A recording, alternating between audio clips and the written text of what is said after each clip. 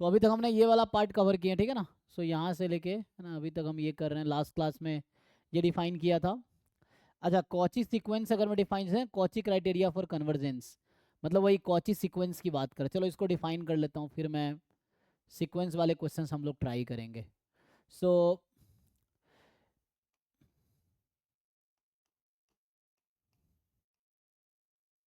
Cauchy sequence of real numbers, बताइए जी। So Cauchy sequence का डेफिनेशन क्या है?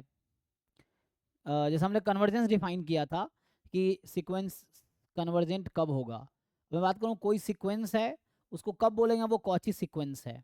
क्या क्राइटेरिया, क्या डेफिनेशन है उसका, कॉची सीक्वेंस का?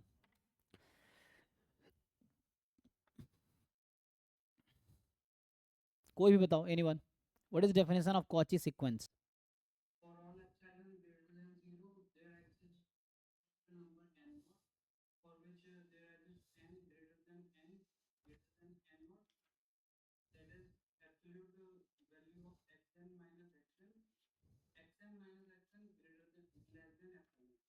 हाँ, तो इसका क्या मतलब हुआ?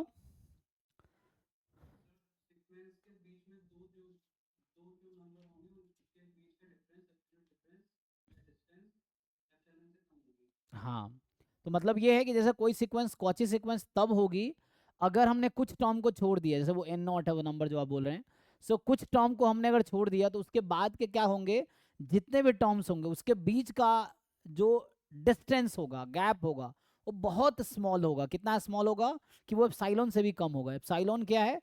Any positive real number, any positive real number. So what ever epsilon you choose, उसके लिए कोई भी दो टर्म चूज कर लो कुछ टर्म के बाद, तो वो बहुत एक दूसरे के क्लोज आ जाएंगे, तो उसको हम बोलेंगे कॉची सीक्वेंस है, ठीक है ना। तो a sequence a n of real numbers, definition लिख रहा हूं मैं, थ्योरम, सारे क्वेश्चन थ्योरम से हो जाएंगे। तो इनफैक्ट जो सीक्वेंस कॉची सीक्वेंस है वो कन्वर्जेंट सीक्वेंस होगी, जो कन्वर्जेंट है वो कॉची होगी। तो आपको जैसे सीक्वेंस ऑफ रियल नंबर में मतलब कॉची सीक्वेंस चेक करने के अलग से कुछ करने की जरूरत नहीं है। आप बस चेक करो कन्वर्जेंट है कि नहीं है, कन्वर्जेंट है तो कॉची होगी, कॉची है तो कन्वर्जेंट होगी, इफ एंड ओनली इफ है। तो कोई अलग क्राइटेरिया नहीं है, तो आपको कॉची के लिए बहुत ज़्यादा मेहनत करने की यहाँ पे जरूरत पड़ेगी नहीं किसी क्वेश्चन में। सिर्फ कन्वर्जेंट चेक कर लो, कन्वर्जेंट है तो कॉची है, कॉची है तो कन्वर्जेंट है। तो वो तो थ्योरम हो गया। डेफिनेशन क्या है, तो डेफिनेशन समझते हैं कि a sequence n of real number is Cauchy sequence if and only if for any epsilon more than 0 there exist n naught, जो कि कोई नेचुरल नंबर है। तो there exist a positive integer n not, n not natural number या positive integer है, such that कि ए n minus a m या a m minus a n, आपकी जो मर्जी है वो ले लो, मॉड है ना तो डिफरेंस फर्क पड़ेगा नहीं, less than epsilon for all n m more than equal to n not. तो ये हो गया डेफिनेशन कॉची सीक्वेंस का।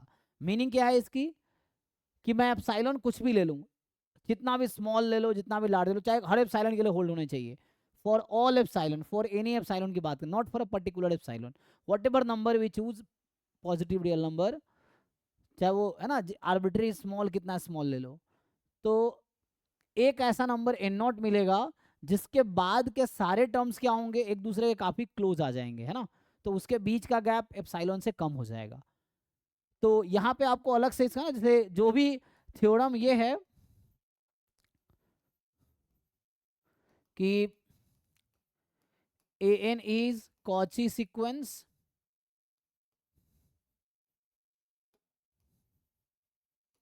if and only if an is convergent sequence। हम लोग कहाँ बात कर रहे हैं, इन आर बात कर रहे हैं, सीक्वेंस इन आर, है ना। सो हम लोग जो भी बात कर रहे हैं सीक्वेंस इन आर बात कर रहे हैं। अगर आप बाहर दूसरे सेट में बात करोगे तो जरूरी नहीं है ऐसा होगा। ये था ना sequence of real number, of लिख देता हूँ।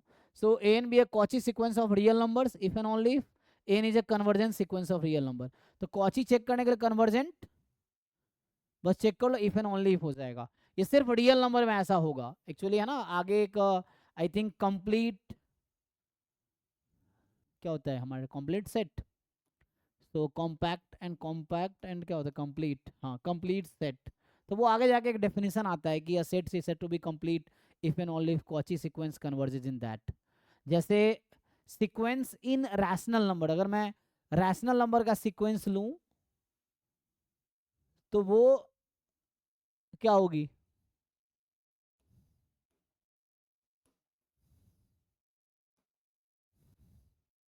कॉची सीक्वेंस में नॉट कन्वर्ज, है ना, ऐसा हो सकता है इन रैशनल नंबर्स। रियल में तो हमेशा ऐसा होगा, रियल सीक्वेंस है। जैसे मैं तुम्हें बोलना चाहता हूँ कि चलो मान लो एग्जांपल के लिए, जैसे एग्जांपल तो कुछ भी ले लो, ये 1/n हो गया, या कोई भी कन्वर्जेंट सीक्वेंस उठा लो तुम, ठीक है ना। सो ये सब दीज आर कॉची सीक्वेंसेस। सो ये क्या है, कॉची सीक्वेंस है। क्योंकि ये रियल सीक्वेंस इसलिए मैं बोल रहा हूँ, अगर वैसा नहीं होगा, रियल के बाहर किसी दूसरे से बात करेंगे तो ज़रूरी नहीं ऐसा होगा, ठीक है ना। जैसे मैं अगर बात करूँ, चलो एग्जांपल के लिए अगर सीक्वेंस ऑफ रैशनल नंबर्स लेते हैं,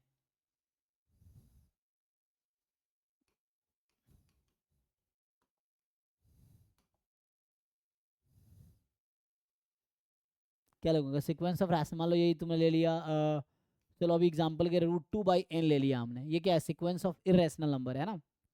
तो अगर मैं इरेशनल नंबर में बात करूंगा, अभी मैं रियल में बात करना ठीक है, जैसे हम बोल रहे हैं कि ये सीक्वेंस क्या है, this is a sequence of real number convergent if and only if it is Cauchy. क्योंकि एक आगे जाकर थ्योरी आता है, यहाँ पे नहीं पढ़ना हमें, आगे जाके कंप्लीट सेट का थ्योरी आता है कि कोई set to be complete if and only if Cauchy sequence converges in that, ये है। लेकिन चलो उसको डिस्कस करने की जरूरत नहीं है, हम लोग इतना ही डिस्कस करते हैं।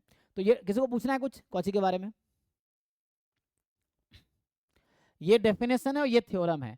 तो आपको कहीं पे कॉची सीक्वेंस चेक करना हो तो आप कन्वर्जेंट चेक करो, अलग से कुछ करने के। कन्वर्जेंट आप जानते हो, कन्वर्जेंट कब होता है, limit exist if and only if, है ना, फाइनाइट होती है। तो ये सब चीजें हैं, कन्वर्जेंट के लिए लिमिट चेक करोगे आप।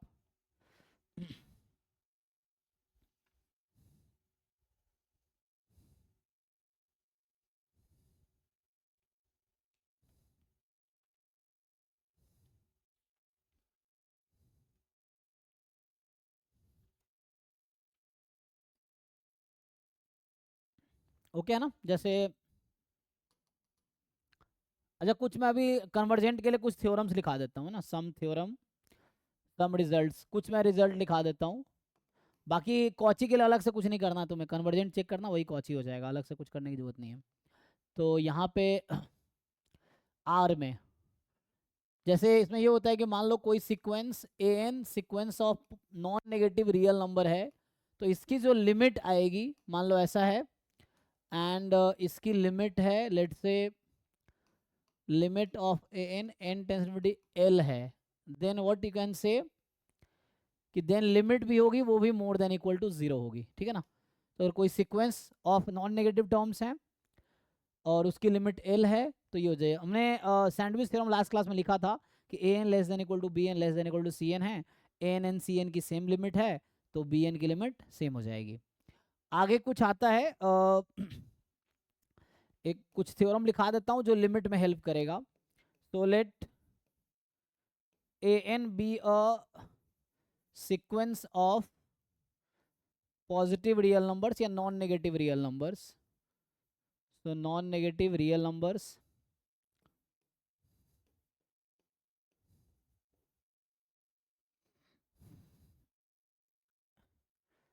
and then जो लिमिट होगा limit of a1 plus a2 plus an upon n, तो ये क्या है उसके फर्स्ट n टर्म का अर्थमेटिक मीन है, ठीक है ना। और limit n tends to infinity a1 into a2 into an इसकी पावर 1/n, ये क्या है फर्स्ट n टर्म्स का ज्योमेट्रिक मीन है, और equal to I think harmonic mean क्या होता है, 1/A1 1/A2 up to 1/AN, ये जो है फर्स्ट एन टर्म का हार्मोनिक मीन है, ठीक है ना। तो ये सीक्वेंस है एन टर्म्स का, arithmetic mean, geometric mean, harmonic mean, और ये सब इक्वल होंगे। और किसके इक्वल होंगे, ये सब इक्वल आएगा उसी के जो सीक्वेंस एन की लिमिट है, ठीक है। तो कई बार ये पूछ लेगा तो आप ये निकाल सकते हो सिंपली। किसी को डाउट है, देखो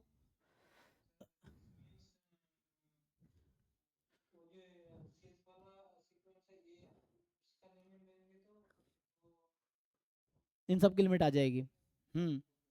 अगर मान लो कभी इसकी लिमिट पूछा हुआ है तुमसे, तो सिंपली क्या करना है, तुम एन, ये जो एन है उसकी लिमिट निकाल लो, तो यही आएगी, ये सब इक्वल होंगे और इसके लिमिट के इक्वल होंगे।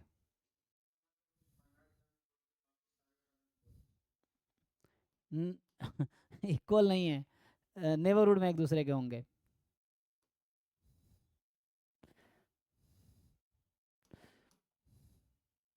जैसे इसमें मैं क्वेश्चन लिखूं, मान लो ऐसा है कि आपसे पूछता है फाइंड लिमिट, पहला क्वेश्चन है limit n tends to infinity, आपसे पूछ लेगा 1 + 2 की पावर 1/2, 3 की पावर 1/3, 4 की पावर 1/4, n की पावर 1/n अपॉन n, इसकी लिमिट क्या आएगी।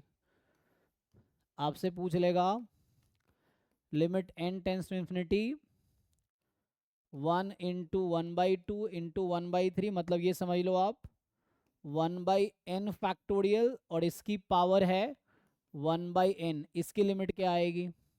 पीछे वाले थ्योरम के हेल्प से बताना है, अब कैसे ही बता सकते हो ऐसे तो, ये चीज़ है। और ठीक है ना।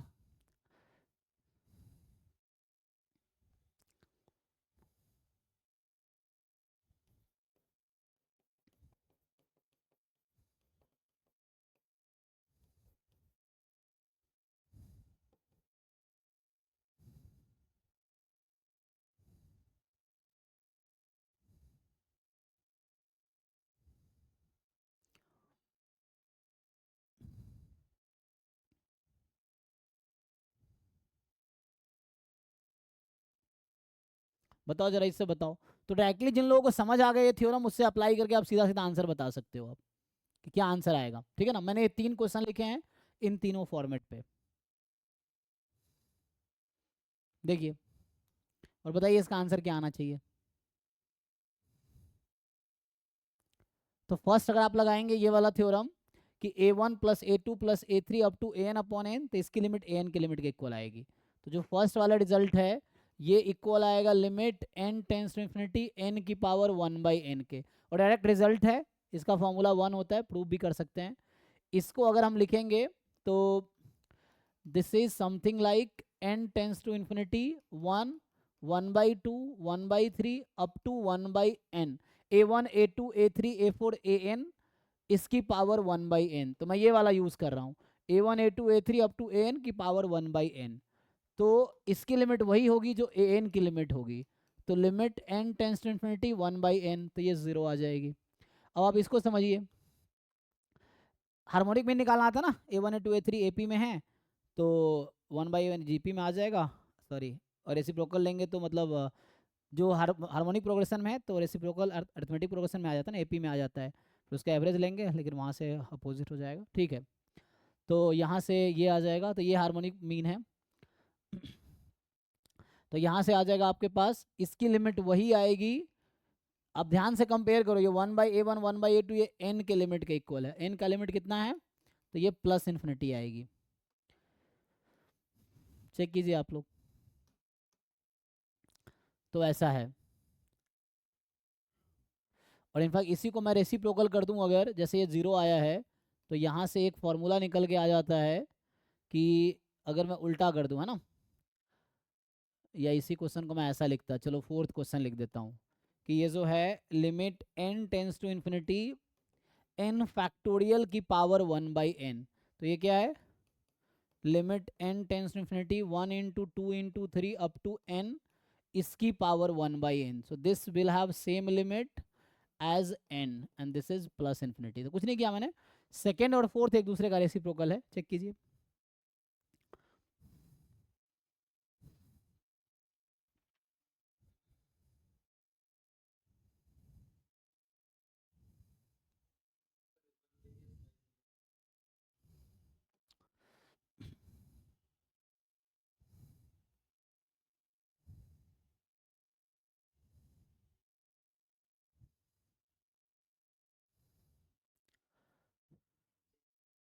और भी अगर रिजल्ट लिखूँ, मान लो नेक्स्ट थ्योरम अगर लिखता हूँ मैं, तो इसमें ये होगा कि ये चलो अलग से लिख देता हूँ।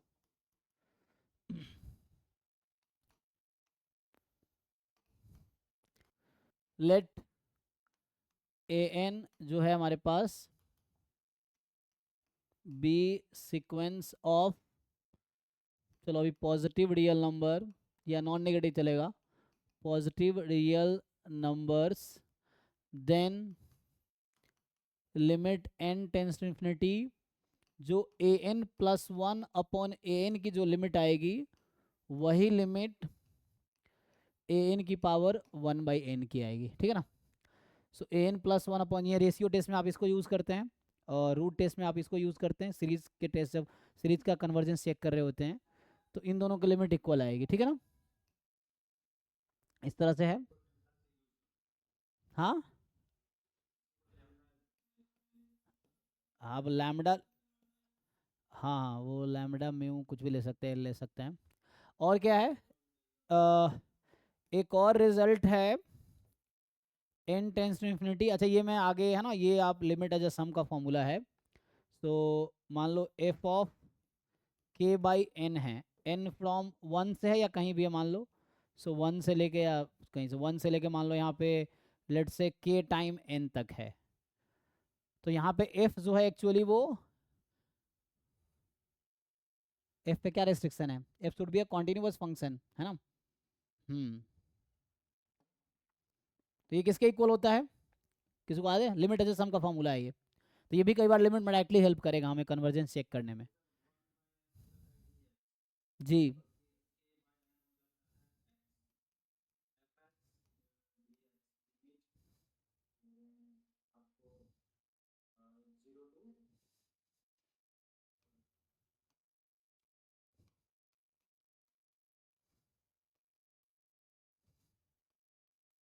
सो एफ एक्स कॉन्टिन्यूअस फंक्शन होने चाहिए, ठीक है। तो यहाँ से आ जाएगा, देखिए एक्स है ना, ये सही बता रहे हैं। यहाँ पे होता क्या, अगर ट्रांसफॉर्म कैसे करते हैं, तो एक्स वी टेक के अपॉन एन, ठीक है ना, के ऐसे, यहाँ के था एक्चुअली, गलती से एन लिखा है। तो ये के फ्रॉम वन टू, अरे यार एक मिनट, एक तो यहाँ भी के लिख दिया मैंने, तो यहाँ मुझे चेंज करना चाहिए, तो यहाँ वेरिएबल चेंज करो, यहाँ चेंज करो, तो यही मैं चेंज कर देता हूँ। मान लो ए टाइम एन है लेट से, ठीक है ना, अब सही है, देख लीजिए। तो अगर आप एक्स को जैसे के वन से स्टार्ट है ना, तो अब इस केस में जैसे के को वन रखेंगे तो एक्स की वैल्यू वन बाई एन हो जाएगी, और एन टेंस टू इन्फिनिटी पे वन बाई एन जीरो पे जाएगी, तो ये जीरो हो जाएगा। जब आप ए टाइम एन रखेंगे के को, तो ए टाइम एन ए हो जाएगा, तो जीरो टू ए हो जाएगा, इस तरीके से। तो ये भी कई बार लिमिट में डायरेक्टली हेल्प करेगा आपको। ओके जी। बाकी सैंडविच थ्योरम लास्ट क्लास में लिखाया ही था मैंने, अगर आप फिर से लिखना चाहो तो वही चीज़ है।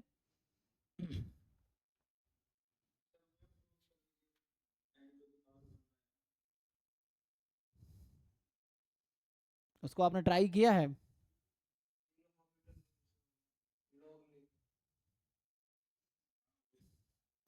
अरे भाई ट्राई करोगे तो हो जाएगा, ये तो मैं चाहता हूँ आपको, जो कोई चीज़ पूछो तो आप ट्राई करो, एक बार खुद से लॉग लो दोनों तरफ, फिर उसमें सिंपली इन्फिनिटी बाई इन्फिनिटी या जीरो बाई जीरो का फॉर्म बन जाएगी, उसको चेक करो ना एक बार, सीधा सीधा आ जाएगा। लेकिन द थिंग इज, अब ज़्यादातर क्वेश्चन आप, उसमें मैंने यही बोला आपको, the most of the question you ask you can solve your self, लेकिन आपको क्या है कि पूछना है सिर्फ बिना ट्राई किए। आप ट्राई करके देखो ना, आप खुद ही कर पाओगे, इतना आसान है वो। एल लो, दोनों तरफ लॉग लगाओ, फिर देखो इन्फिनिटी बाई इन्फिनिटी का फॉर्म बनेगा, देन उसको सॉल्व कर लो, लिमिट निकालना आता है तो। नहीं होता उसके बाद आप पूछोगे तो आपको समझ आएगा कि आपको कहाँ प्रॉब्लम थे जो आप सॉल्व नहीं कर पा रहे थे, but most of the question आप खुद ही सॉल्व कर लोगे, ये है। नहीं नहीं, कोई नया तरीका नहीं है, जो किताब में है वही मुझे आता है, मुझे किताब से ज़्यादा कुछ नहीं आता है, जो किताब में लिखा हुआ है वही मुझे आता है। मैंने भी किताब से ही पढ़ा, मैंने कोई इन्वेंट नहीं किया है, जितनी चीज़ें मैं पढ़ा रहा हूँ सब किताब में है और किताब से ही मैंने सीखा है, तो कोई नया मेरे पास तरीका नहीं है, जो किताब में है वही मुझे आता है, ये।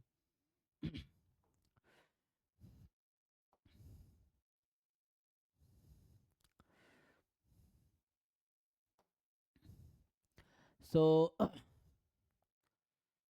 यहाँ पे क्या है हमारे पास कि देख लो सैंडविच से हम लास्ट क्लास लिखने की जरूरत तो नहीं है ना, क्वेश्चन लिख लो, कुछ क्वेश्चन ट्राई करो। जैसे पहला क्वेश्चन है कि limit n tends to infinity, आपसे पूछा जाता है 1/n प्लस, है ना, इनफैक्ट यहाँ जीरो से वो तो भी दिखते हैं, n n plus one up to 1/2n, इसका लिमिट जरा निकालिए क्या होगा।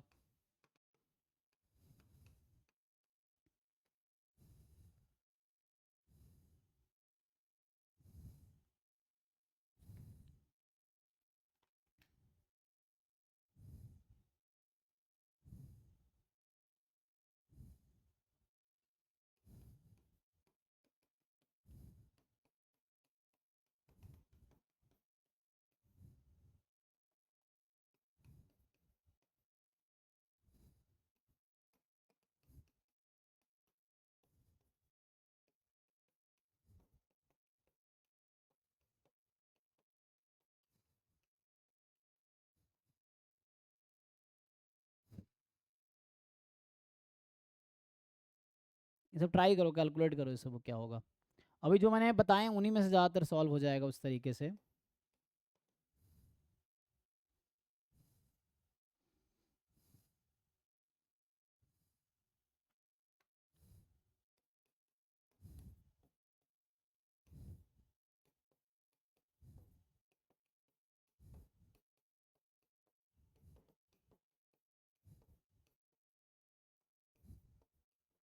है ना, अगर एग्जाम में आपसे पूछता है कौन सा कॉची है, तो आप सिर्फ यही चेक करें कौन सा कन्वर्जेंट है, यही चेक करेंगे आप, तो उससे ही आपको आंसर मिल जाएगा। ये सब का लिमिट निकालने की कोशिश करो, बताओ क्या आएगा।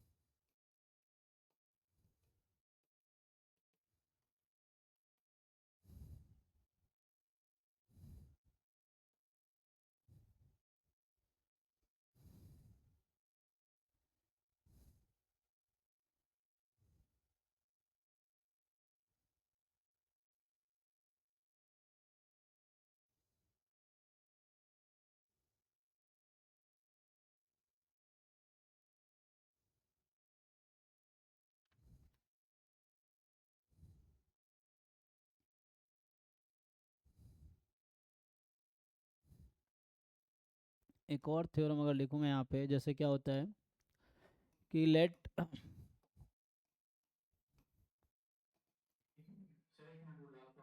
हाँ एक minute, let g x example या क्वेश्चन, इसको सॉल्व करना, ये क्वेश्चंस हैं, you have to find the limit. 5 question है, आपको पांचों की लिमिट निकालनी है आप सबको, ट्राई करने, फिर नहीं होगा तो मैं कराऊंगा। तो ये 5 क्वेश्चन आपको एक जैसा लग रहा होगा लेकिन सब अलग अलग है, और आपको ट्राई करना है इसकी लिमिट किसकी क्या आएगी। और अब उसके लिए आप पीछे जो मैंने थ्योरम्स लिखा है उसके हेल्प ले सकते हैं, ये सब एग्जाम में आया हुआ क्वेश्चंस हैं, जो एग्जाम में आते हैं, आए हुए भी हैं और आते भी हैं। So let gx be a continuous function, then limit of g of an, n tends to infinity, ये हो जाएगा g of limit of an, है ना, n tends to infinity, ठीक है। तो ऐसा होगा, यहाँ क्या है, लिमिट बाहर है, यहाँ लिमिट अंदर है, दोनों इक्वल होगा अगर कॉन्टिन्यूस है तो।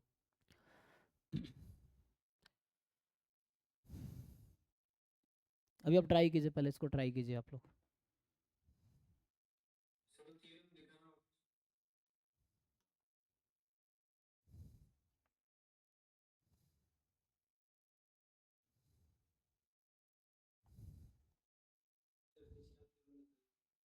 वन बाई वन ये हो गया भाई। तो चाहो तो लिख लो, मैं वेट करूंगा, आप चाहो तो लिख लो सो दैट यूज कर सको। If you want you can note this theorems, ठीक है ना। तो यहाँ था a N plus one upon a n, इसकी लिमिट इक्वल होगी। यहाँ ये है कि how to convert summation into integration.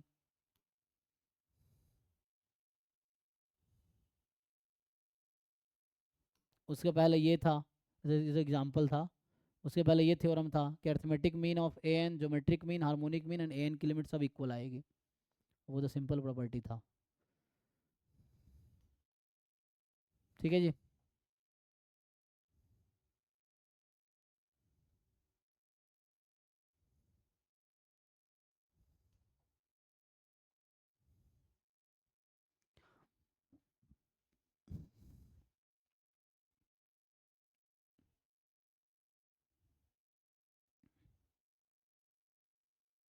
अच्छा, कल मैं एक रिजल्ट यूज़ कर रहा था ना कल मैं, उसमें ये था कि इफ मान लो ऐसा है, लेट, ठीक है, अगर ये कभी ऐसा होता है limit n tends to infinity mod n plus one upon a n, इसका जो लिमिट है लेस देन वन आती है, ठीक है ना, या करेस्पॉन्डिंग थ्योरम यही है। चलो अभी एक ये लिख देता हूँ, तो इसका मतलब है कि जो वैल्यू होगी ए एन की, जो लिमिट आएगी वो ज़ीरो आएगी, चाहे एन कोई भी सीक्वेंस हो। और दूसरा है कि अगर limit n tends to infinity a n की पावर वन बाई एन, अगर ये लेस देन वन आती है तो limit n tends to infinity a n zero हो जाएगी।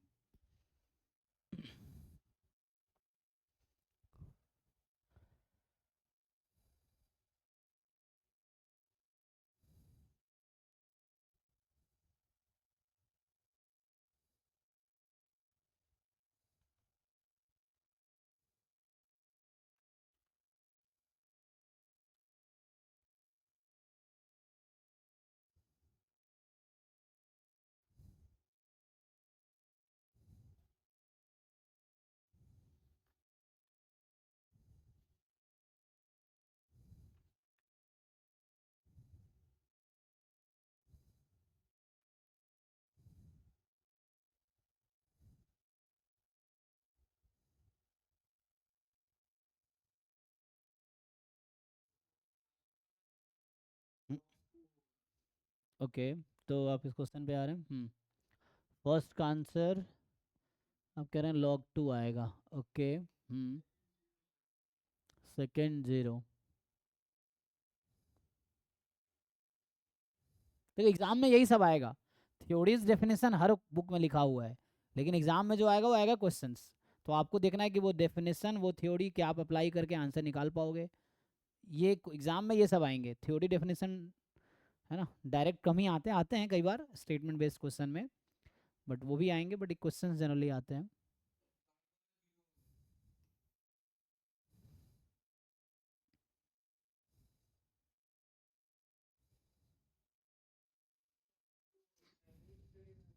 हाँ,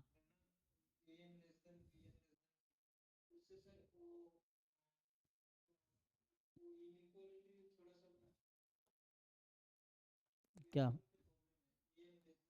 है ना, सैंडविच में लास्ट क्लास में लिखाया था, मैं फिर से लिखा देता हूँ। सैंडविच थ्योरम या स्क्वीज थ्योरम ना,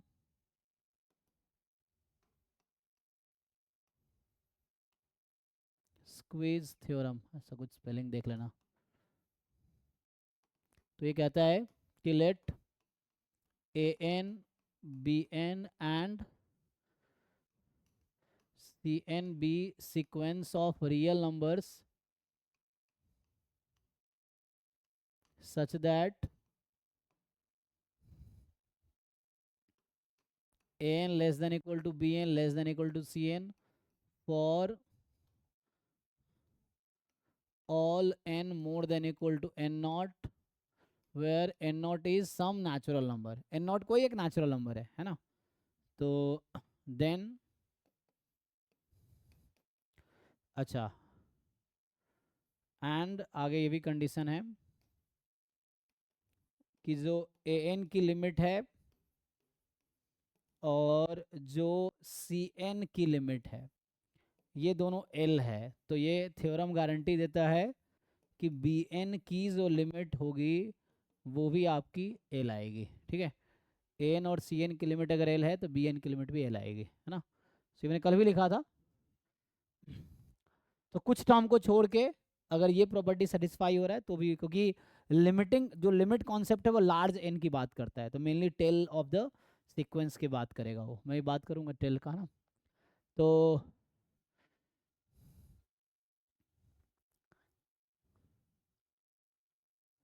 ठीक है यहाँ तक, तो इसको यूज करो। बताओ पांचों बार जल्दी बताओ आंसर, फिर हम लोग देखते हैं।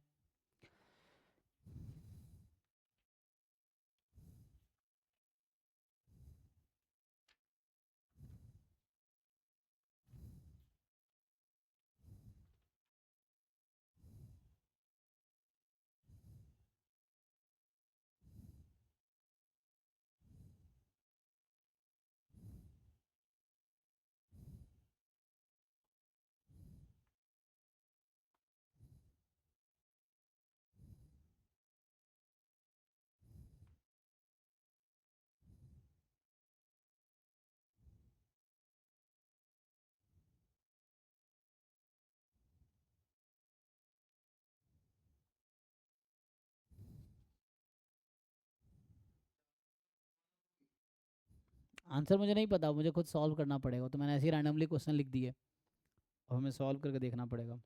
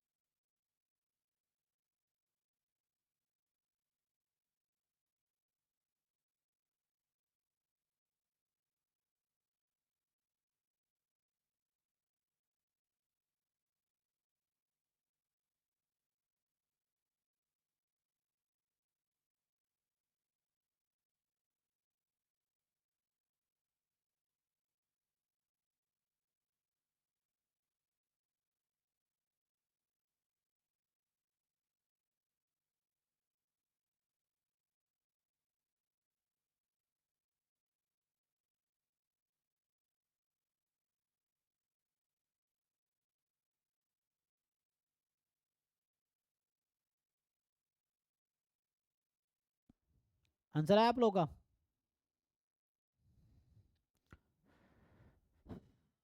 फिफ्थ का बताओ, कोई फिफ्थ का अगर आया हो किसी का आंसर।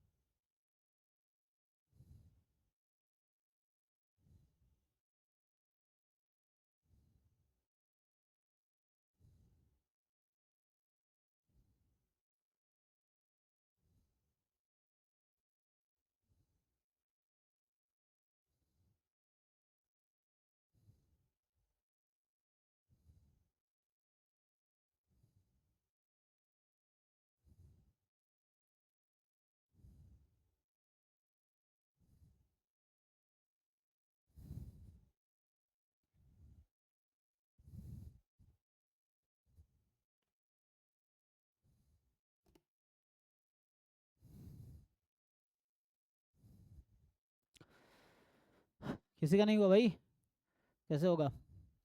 तो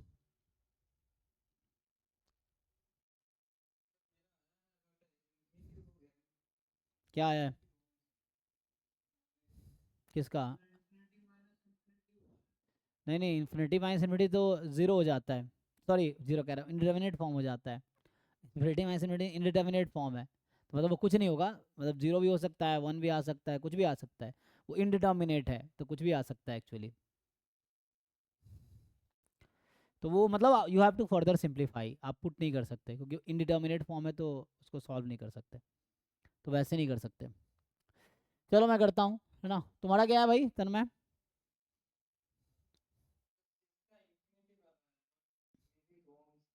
कोई बात नहीं, गलती होगी, ट्राई करना चाहिए, गलती होगा होगा उसमें क्या है, गलती तो। अच्छा, 2 × √2 - 1, कोई बात है ना। देखो, गलतियाँ करना गलत थोड़ी है, मिस्टेक्स करो सीखोगे, तभी तो एग्ज़ाम में गलती नहीं होगी। और जो बच्चे यहाँ गलत नहीं कर रहे हैं वो सीधा एग्ज़ाम में गलत करेंगे, क्योंकि घर पे ट्राई तो करते नहीं हैं, तो सीधा एग्ज़ाम में ट्राई करेंगे, फिर गलतियाँ करके आएंगे। अच्छा, इन्फिनिटी आ रहा है, देखते हैं, तो कुछ का ये कुछ का इन्फिनिटी। चलो, तो ट्राई, मोस्टली ये क्वेश्चन जो है ना, या तो सैंडविच थ्योरम में सॉल्व हो जाएंगी, या फिर वो जो लिमिट एज सम वाला फॉर्मूला इंटीग्रल का, उससे सॉल्व हो जाएगा। तो उन दोनों से ही ज़्यादातर क्वेश्चन सॉल्व। पहले क्वेश्चन पे आते हैं, देखो। तो जो फर्स्ट क्वेश्चन है एक्चुअली, यहाँ लिखता हूँ मैं। तो पहला क्वेश्चन जो हमारा था, कि मैंने लिखा था इसको, limit n tends to infinity 1/n up to 1/2n, है ना? तो 2n मीन्स n+n, यही है। तो ये हमारा फर्स्ट क्वेश्चन था। तो इसको अगर मैं ऐसे लिखूं सीरीज फॉर्म में, so limit n tends to infinity summation n+k from 0 to n, यही है ना? अब यहाँ से अगर मैं अब सोचूं क्या कर सकता हूँ, तो n अगर कॉमन लूंगा तो लिमिट एज सम का फॉर्म बन जाएगा। तो अगर मैं n कॉमन ले लेता हूँ इसमें से, तो 1/n बाहर करोगे ना, तो बन जाएगा 1/1 + k/n, k from 0 to infinity, 0 से इन्फिनिटी या 1 से इन्फिनिटी, कोई दिक्कत नहीं है। तो ये एक्चुअली कन्वर्ज करेगी इंटीग्रल पे, क्यों? तो ये x/n, k/n जो होता है वो x बनता है, तो 1 + x, ये जो 1/n है कहीं ना कहीं dx बनेगा। अब लिमिट जीरो है, तो k/n, k को जीरो रखेंगे, जीरो, और k को, यहाँ n था, नॉट इन्फिनिटी, ठीक है ना, देख लो। तो n रखेंगे तो n/n 1 हो जाएगी, और इसको सॉल्व कर लो। तो log 1 + x, 0 to 1, तो log 2 - log 1, तो log 2 आ गया। किसी को डाउट है इसमें, पूछो।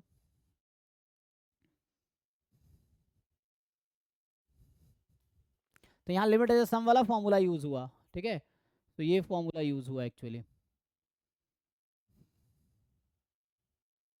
सेकेंड क्वेश्चन पे आते हैं। तो जो सेकेंड क्वेश्चन हमारा था, कि इसमें क्या किया मैंने, n² कर दिया, तो इसी में हर टर्म का स्क्वायर कर दिया मैंने। अभी क्या किया, जो ऊपर वाला क्वेश्चन था उसी में ईच टर्म का स्क्वायर हो गया।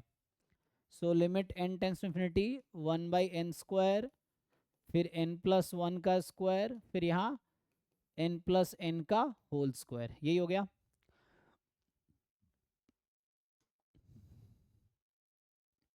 ठीक है, अब क्या कर सकते हैं, इसको भी अगर मैं समेसन फॉर्म में लिखूंगा तो ये होगा limit n tends to infinity summation 1/n+k whole square. लेकिन प्रॉब्लम ये है यहाँ पे, यहाँ आप उस फॉर्म में नहीं ला पाएंगे जो लिमिट एज सम का फॉर्म है, क्योंकि n कॉमन निकालेंगे नहीं, n² निकल के आएगा, और n² आएगा तो वहाँ k/n बनेगा, लेकिन वो n एक एक्स्ट्रा है, तो ये फॉर्म नहीं बनेगा। तो यहाँ मुझे लगाना पड़ेगा सैंडविच थ्योरम। सैंडविच थ्योरम क्या कहता है, इसका हम बाउंड निकालेंगे। सो 1/n+k का होल स्क्वायर, इसका समेसन है k from 0 to n, right? तो मुझे देखना है ये किससे ज़्यादा और किससे कम है। तो ये जो टर्म्स हैं, इसका डिनोमिनेटर सबसे छोटा है, इसका डिनोमिनेटर सबसे ज़्यादा है, तो इसकी वैल्यू सबसे कम है। तो लोअर बाउंड जो होगी वो होगी 1/n+n, जो कि है 2n, ठीक है ना, होल स्क्वायर, और ये n टर्म्स हैं। तो मैंने क्या कहा कि इसके जो ईच टर्म है वो इससे तो ज़्यादा ही होगा, ईच टर्म, जितने टर्म्स हैं। तो ईच टर्म के बदले हमने ये यूज़ किया। यहाँ इनमें से सबसे लार्जेस्ट टर्म ये है, तो इस सीक्वेंस का ईच टर्म इससे तो कम होगा, तो n टाइम उससे हमारा ईच टर्म कम होगा। अब आप लगाइए सैंडविच थ्योरम। तो यहाँ से ये समझ आ गया कि जो मैंने आपको सीक्वेंस दिया था, अब लिमिट लगा लीजिए। मान लो जो ए एन है फॉर एग्जाम्पल, तो जो क्वेश्चन मैंने लिखा था वो ए एन है। तो मोर यहाँ जब लिमिट लगाओगे तो ये हो गया एन अपॉन 2n² था ना, तो ये 4n² हो गया। और यहाँ से आ गया एन अपॉन n², इसकी लिमिट। तो आप देखोगे क्या ना, ये डिनोमिनेटर जो है क्वाड्रेटिक है, न्यूमरेटर लीनियर है, तो ये 0 पे जाएगी and that will also go to linear 0। तो इसकी लिमिट 0 है, इसकी लिमिट 0 है, तो इसका मतलब ये बीच वाला का लिमिट 0 ही होगा। तो limit n tends to infinity a n, जो हमारा एक्चुअल क्वेश्चन था उसका आंसर 0 आएगा। तो ए एन मैंने इसका नाम रख दिया है ना, ये ए एन है। तो जी हाँ, उससे वो कैसे लिया वो पूछ रहे हो? मुझे कैसे आया, देखो अगर मुझे लिखना है, मान लो ऐसा लिखूं मैं, मुझे बाउंड बनाना है इसका, ये 1 + 2 अप टू n, इससे समझो आसानी से। तो इस जो अभी मैंने n टर्म का सीरीज लिखा हुआ है, तो इसमें सबसे छोटा टर्म कौन सा है? 1 है। तो ईच टर्म 1 से ज़्यादा होगा। सो 1 + 1 + 1 अप टू मैं n टाइम ऐड करूं, ठीक है ये। और इसमें लार्जेस्ट टर्म n है, तो ये 1 भी n से छोटा है, 2 भी n से छोटा है, 3 भी n से छोटा है, सब n से छोटा है। यही किया मैंने वहाँ पे। तो इससे क्या समझ आ गया मुझे? तो बाउंड हमने देखा, और अप टू n तक, तो ये हो गया। तो ये जो series k from 1 to n है, ये n इंटू n हो गया, और ये n इंटू 1 हो गया। देखो तो हुआ क्या, क्योंकि ईच टर्म है ना, ईच टर्म जो है यहाँ पे जो इतने टर्म है ये सब 1 से ज़्यादा है, तो ईच के बदले यहाँ मैंने 1 लिखा, 1 + 1 + 1। So 1 is more than 1, more than equal to 1, 2 is more than 1, 3 is more than 1, n is more than 1। यहाँ पे क्या हुआ, 1 is less than n, 2 is less than n। तो सेम चीज़ मैंने वहाँ पे किया। तो पहले मैंने ये देखा कि इसमें टर्म लार्जेस्ट कौन सा है, ठीक है ना। तो यहाँ मैंने n टाइम क्यों किया था, इसीलिए n टाइम किया था। तुम n टाइम नहीं करना चाहो तो तुम ऐसा कर सकते हो कि पहली टर्म 1/n² से कम है, दूसरी टर्म भी 1/n² से कम है, लास्ट टर्म भी 1/n² से कम है। ये हो गया। सेम चीज़ यहाँ पे तुम्हें n टाइम नहीं करना है, तो वही चीज़ है कि जो फर्स्ट टर्म होगी that will be more than equal to 1/n+n² and the last term also will be n+n²। ये आ जाएगा। तो वही बात। हम्म,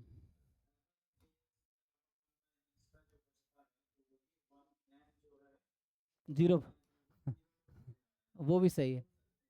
हाँ वर्क करेगा, ये चल जाता है। तो क्योंकि वो तो कोई इंटीग्रल बनाएगा जो कि हो सकता है फाइनाइट नंबर है, तो प्रॉब्लम तब आती है जब उस इंटीग्रल का आंसर 0 हो जाता। तो अगर 0/0 का फॉर्म बन सकता है तो वहाँ दिक्कत आ सकती है कि वो जो,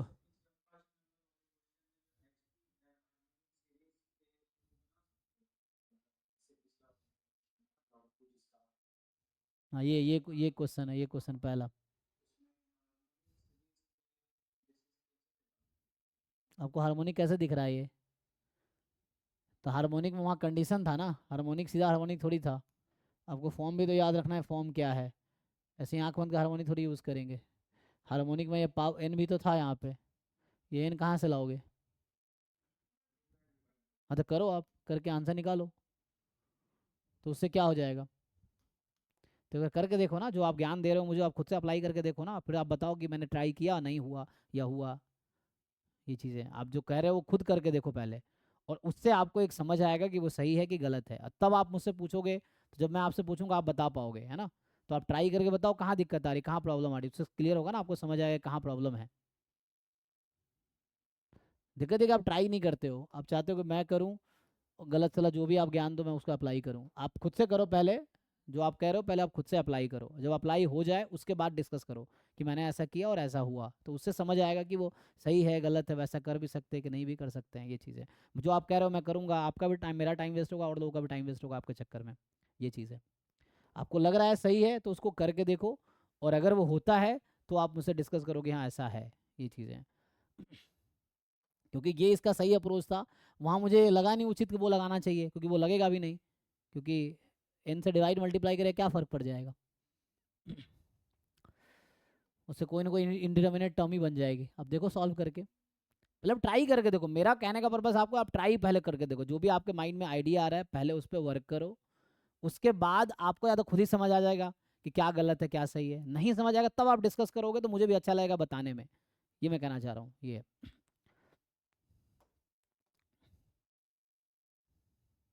नेक्स्ट देखिए थर्ड वाला क्वेश्चन। थर्ड वाले में क्या मेथड वर्क करेगा, तो यहाँ पे अगर मैं लिखूँ, आई थिंक यहाँ भी सैंडविच थ्योरम काम कर जाएगा। जीरो कैसे आ गया भाई तुम्हारा, मुझे तो वन दिख रहा है सैंडविच थ्योरम से, वन होगा, नहीं नहीं एक मिनट, हाँ एन अपॉन आ जाएगा ना, अच्छा वो सिमिलर क्वेश्चन ही तो है, नहीं जीरो आएगा, ठीक है हाँ जीरो, कौन से फॉर्म से, लिमिट असम से किया आपने, वो तो सैंडविच थ्योरम से क्या डिफरेंस आएगा, सिमिलर क्वेश्चन ही दिख रहा है तो, कितने टर्म्स है इसमें, एन टर्म्स है ना, वहाँ कितने टर्म्स है, वहाँ भी एन टर्म्स थे,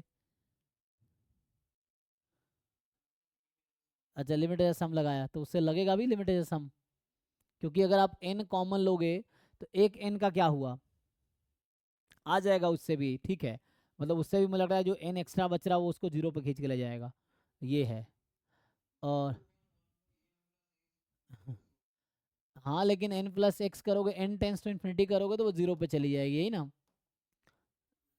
तो जीरो पे चली जाएगी, वैसे भी जीरो आ जाएगा।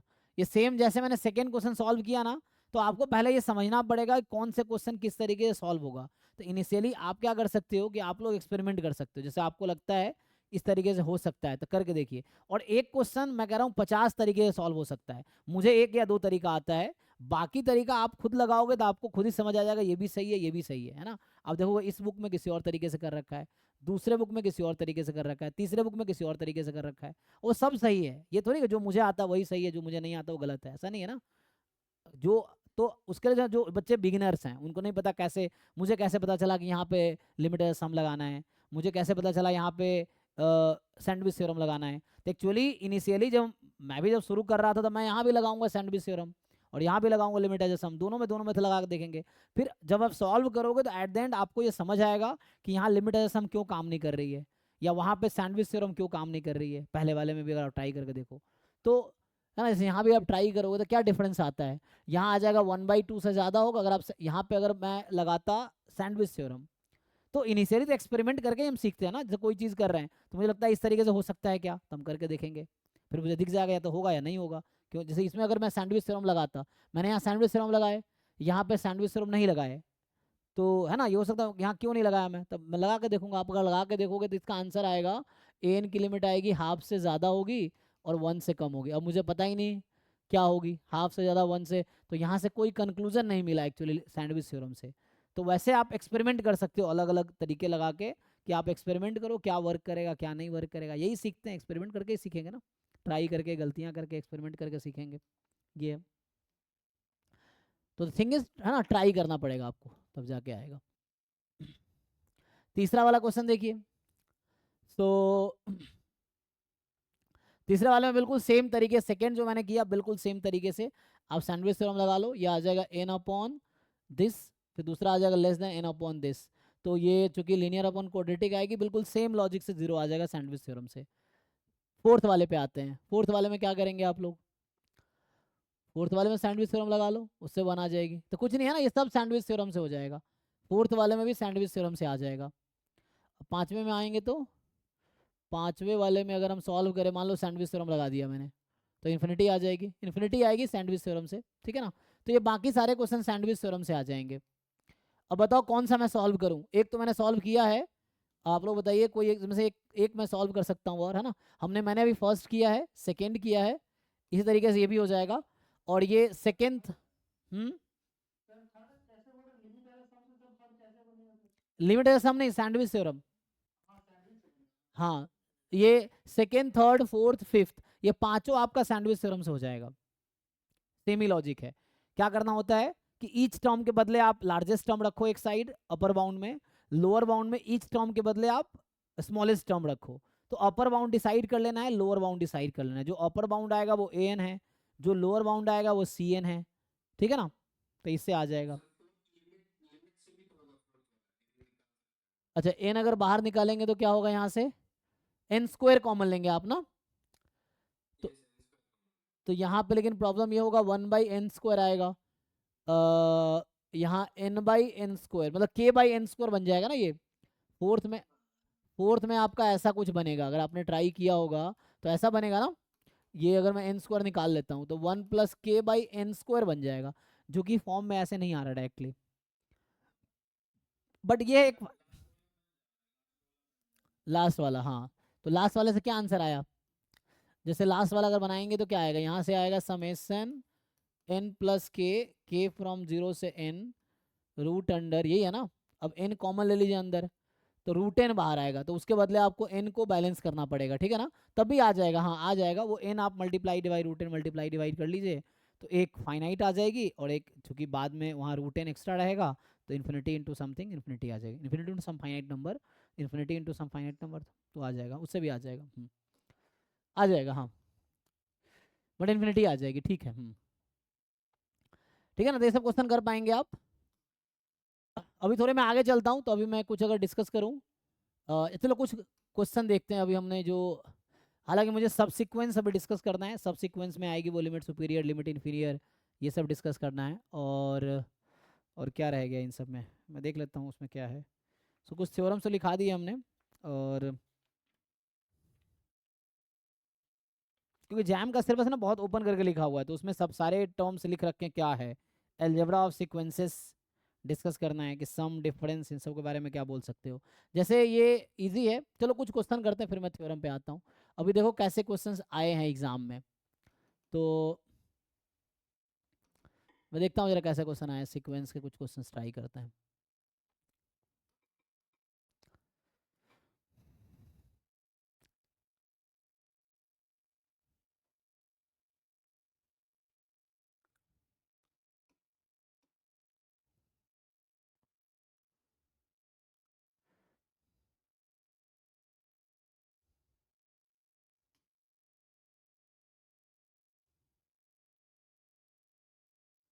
ये तो है ना सीक्वेंस ऑफ रैंडम वेरिएबल हो गया, सीक्वेंस ऑफ रियल नंबर में सर्च कर लेता हूँ, नहीं तो रैंडम वेरिएबल वाले सारे क्वेश्चन आ जाएंगे, क्योंकि सीक्वेंस ऑफ रैंडम वेरिएबल भी है सिलेबस में जो बाद में आएगा।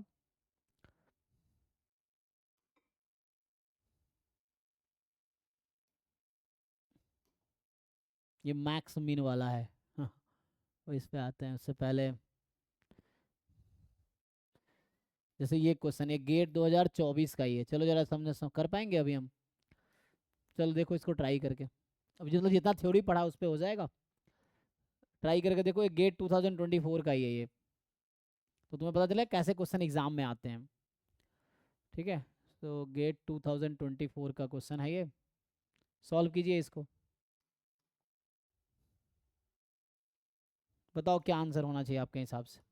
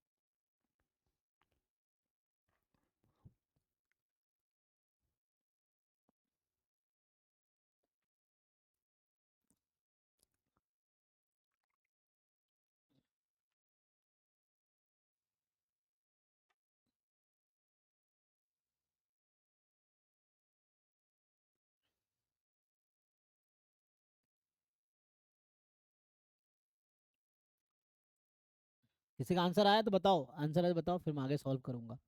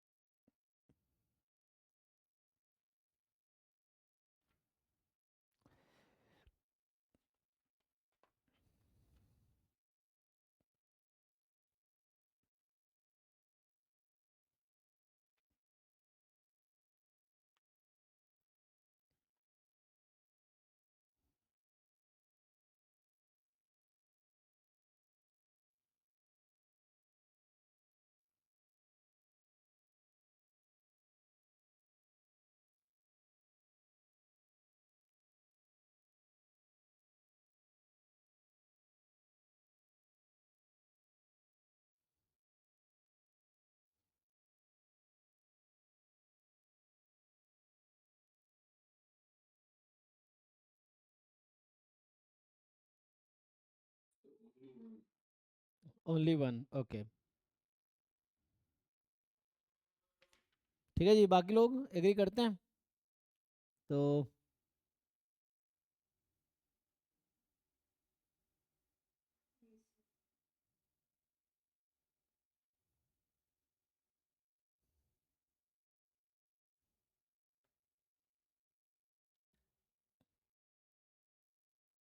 इसमें क्या बोला हुआ है कि A N be a sequence of real numbers,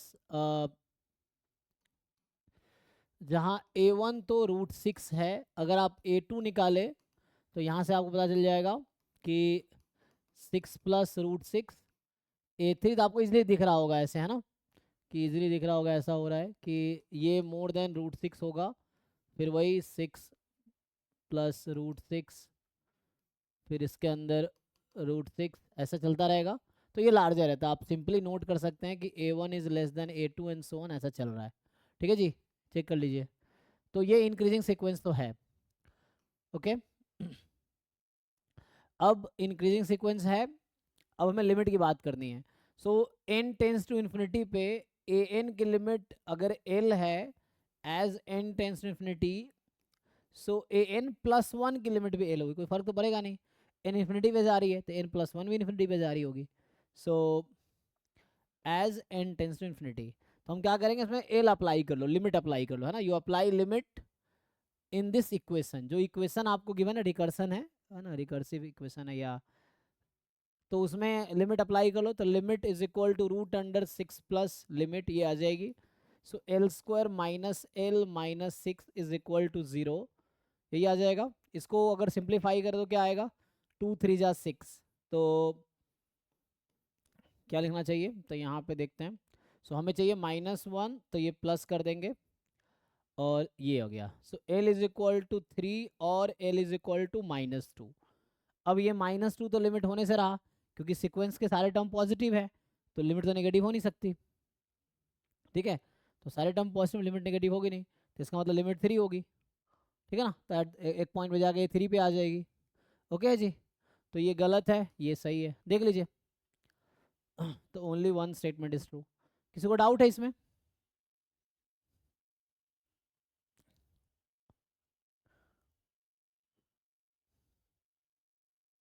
तो एग्जाम में इतना प्रूफ रूफ पे नहीं जाना है, हमें मेनली देखना था लिमिट क्या आएगी। अब वो नहीं, बाउंडेड प्रूफ करेंगे, इंक्रीजिंग प्रूफ करेंगे, तो बाउंडेड है, मोनोटोनिक है, तो कन्वर्जेंट होगी, फिर लिमिट निकालेंगे, इतना टाइम नहीं है हमारे पास एग्जाम में। तो हम उतना, जैसे आप है ना बुक्स में देखेंगे पूरा प्रूफ कर रखा होगा कि इंक्रीजिंग क्यों है, वो प्रूफ करेगा आपको। ऐसा प्रूफ करेगा बुक में, A N plus one minus N more than equal to zero. अब ये डिफरेंस लेगा, फिर उसको समहाउ प्रूफ करेगा कि क्या आएगा, है ना, इस तरह से। तो बट हमें इतना करने की जरूरत नहीं है।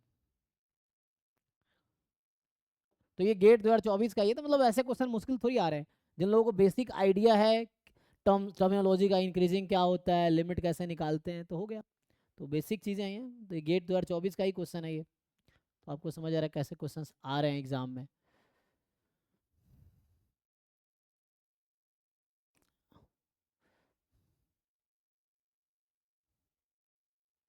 इस तरह के सीक्वेंसेस हैं। अब जैसे ये आपको ट्राई करना हो अगर, तो आप लोग बताइए आपके हिसाब से क्या आंसर आएगा इसका।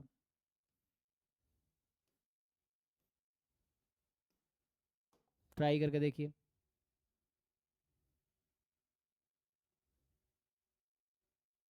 ठीक है जी, बताओ।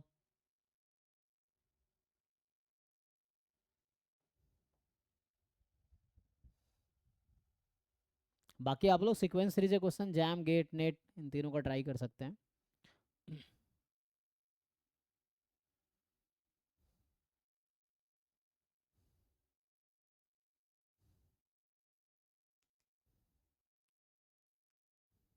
सोच के बताइए क्या आंसर होना चाहिए।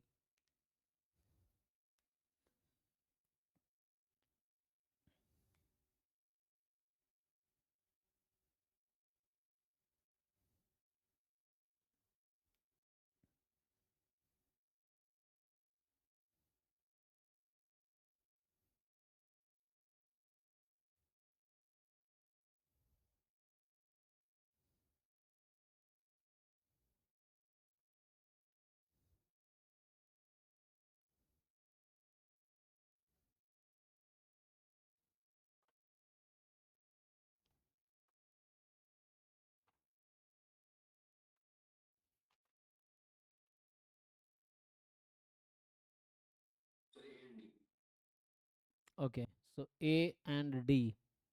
बाकी लोग देखिए क्या आपका भी यही आ रहा है ना, मोर देन वन करेक्ट हो सकता है।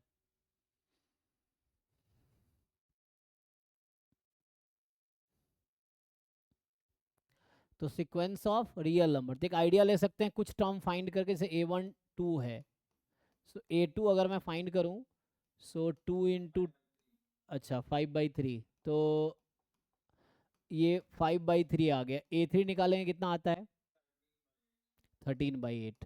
तो इससे एक आइडिया मिल जाएगा हमें ना, ये 2 है, ये डिक्रीज कर रहा है ना, क्योंकि 5/3 2 से कम होगा, ये उससे भी कम होगा, तो कहीं ना कहीं यहाँ पे A1 जो है more than A2 less than A3 ऐसा हो रहा है। आगे आप जाएंगे तो इस तरह की प्रॉपर्टी आएगी, या इसको आप एक्सपैंड करके भी ऐसा भी देख सकते थे यहाँ से, 2an अपन, है ना। तो अभी ठीक है, अभी चलो, तो यहाँ से क्या हो रहा है, और अगर यहाँ पे डिक्रीज हो रही है, पहली बात, अगर मैं लिमिट निकाल दूँ तो एक लिमिट देखते हैं क्या आना चाहिए, तो L is equal to 2L+1 L+1, इसको सिंप्लीफाई कीजिए, तो यहाँ से L² + L is equal to 2L+1, तो L² - L - 1 इज 0, तो L की वैल्यू आ जाएगी 1 ± √5/2। और ये सीक्वेंस ऑफ रियल नंबर है, लेकिन ये कभी नेगेटिव आंसर नहीं देगी, ईच AI पॉजिटिव आएगा तो ये कभी नेगेटिव आंसर नहीं देगी, तो नेगेटिव वाला ऑप्शन आउट हो जाएगा, तो यहाँ 1 + √5/2 आ जाएगी, जिसकी अप्रॉक्सीमेट वैल्यू आप कैलकुलेटर से देख सकते हैं कितना आएगा। तो √5 क्या होता है, 2.236 आई थिंक, 2.2 अप्रॉक्स, तो 2.2 + 1 3.2, 3.2/2 1 अप्रॉक्स 1.6 के करीब आ रहा है। देख लीजिए एग्जैक्टली क्या आता है, कैलकुलेटर से चेक कीजिए, ठीक है ना, तो 1.6 के आसपास आएगा। तो सीक्वेंस का जो, अब समझिए यहाँ पे कि जो पहला टर्म था वो 2 से स्टार्ट हुआ, और लिमिट अप्रॉक्स 1.6 पे जा रही है, 1.5 यहाँ पे है मान लो, तो ऑब्वियस है कि सारे टर्म इसी बीच में होंगे, डिक्रीजिंग है ना, तो ये तो ओके है, क्योंकि 2 और डिक्रीजिंग सीक्वेंस थी, तो ये जाके 1.6 के नेबरहुड में सारे टर्म्स आ जाएंगे, और नेबरहुड बहुत स्मॉलर इंटरवल होता है, जितना आप इमेजिन कर सकते हो उससे भी छोटा इंटरवल है, तो वो 1.5 है ना, ये गैप 0.1 का बहुत ज़्यादा है उसके लिए, लगभग, है ना। तो ये है, यहाँ पे कह रहा है there exist a natural number such that an more than 2, तो मोर देन 2 तो हो ही नहीं सकता, क्योंकि सीक्वेंस के सारे टर्म इसी बीच में लाई करेंगे, तो ये 1.6 अप्रॉक्स लिखा हूँ, एक्चुअल नंबर वो है 1 + √5/2, तो यहाँ हम एक्चुअल नंबर जो बात कर रहे हैं 1 + √5/2 बोल रहे हैं यहाँ पे, जिसकी अप्रॉक्स वैल्यू 1.6 के करीब आएगी, और ये 2 है, तो 2 ज़्यादा होगा नहीं, there is natural number less than 1.5, कोई टर्म 1.5 के पीछे नहीं जाएगा, there exist a natural number n such that an की वैल्यू ये आएगी। हाँ Nikhil, how do you think an is true, D is true, कैसे आपको लगता है डी ट्रू होगा?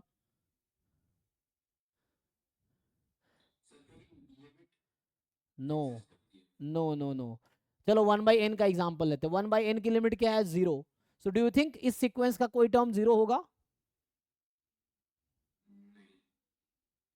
सो लिमिट कोई जरूरी नहीं सीक्वेंस का टर्म होगा, सो 1/n जो नंबर है, सीक्वेंस है, उसमें, या एक और एग्जांपल, जैसे मान लो हमने पहले भी डिस्कस किया है 1 + 1/n इसकी पावर n, ये सीक्वेंस ऑफ रैशनल नंबर्स हैं, whatever n you will put it will give you always rational number, this belongs to q for all n belongs to natural number, but जब आप इसकी limit निकालते हो तो क्या आता है, e is not a rational number, so कहने का मेरा मतलब ये है कि it is not necessary that limit will be term of a sequence, limit एक ऐसा नंबर है जिसके नेबरहुड में सीक्वेंस के सारे टर्म अकोमुलेट हो जाते हैं, but it may not be a term of a sequence, तो इसीलिए ये गलत है, तो ओनली ए इज ट्रू, ठीक है, so only A option is correct here,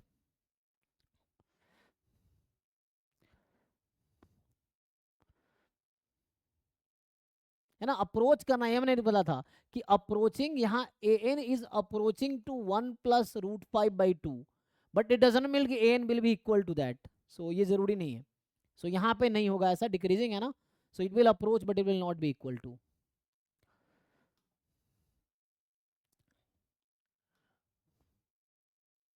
only A is correct, ठीक है ना। और ऐसे भी देखो एमसीक्यू है ये, अगर आप देखेंगे जैम जैम 2018 का क्वेश्चन था ये, एमसीक्यू है, सिंगल करेक्ट है ये, ठीक है ना। 1 to 10 कैरी 1 मार्क्स और सिंगल करेक्ट क्वेश्चन है, तो एक ही ऑप्शन करेक्ट होगा इसमें। तो ऐसे में डी की पॉसिबिलिटी खत्म हो जाती है। तो चलो ये सीक्वेंस दे रखा है आपको। अभी जो मैंने सीक्वेंस लिखा था ना ये वही है। अभी जो ना 5 क्वेश्चन लिखे थे उनमें से एक क्वेश्चन ये था, अगर आप लोगों को दिख रहा हो तो। जो ये 5 क्वेश्चन मैंने लिखा था ना बोर्ड पे, उनमें से एक क्वेश्चन ये है। अब देखिए आप ध्यान से, बट मैंने ऑप्शंस नहीं लिखे थे, मैंने बस आपसे लिमिट पूछा था। यहाँ आपसे कुछ और पूछा गया है, एक बार ट्राई कीजिए, आप लोग बताइए आंसर। और लोग ट्राई करो, अप्रोच लो, गलत आंसर हो कोई दिक्कत नहीं, बट कोशिश करो, है ना। ट्राई करने वाला हमेशा बेटर होता है than those who don't try, ये है। और छोटे छोटे एफर्ट से ना हमारा सब कुछ वो होता है, ऐसा नहीं एक दिन बैठेंगे सब कर लेंगे, ऐसा नहीं होगा। थोड़े थोड़े सीखोगे तो वो हो जाएगा। ट्राई कीजिए, आप लोग आंसर बताइए जिनको जो लग रहा है, what is the correct answer in this question.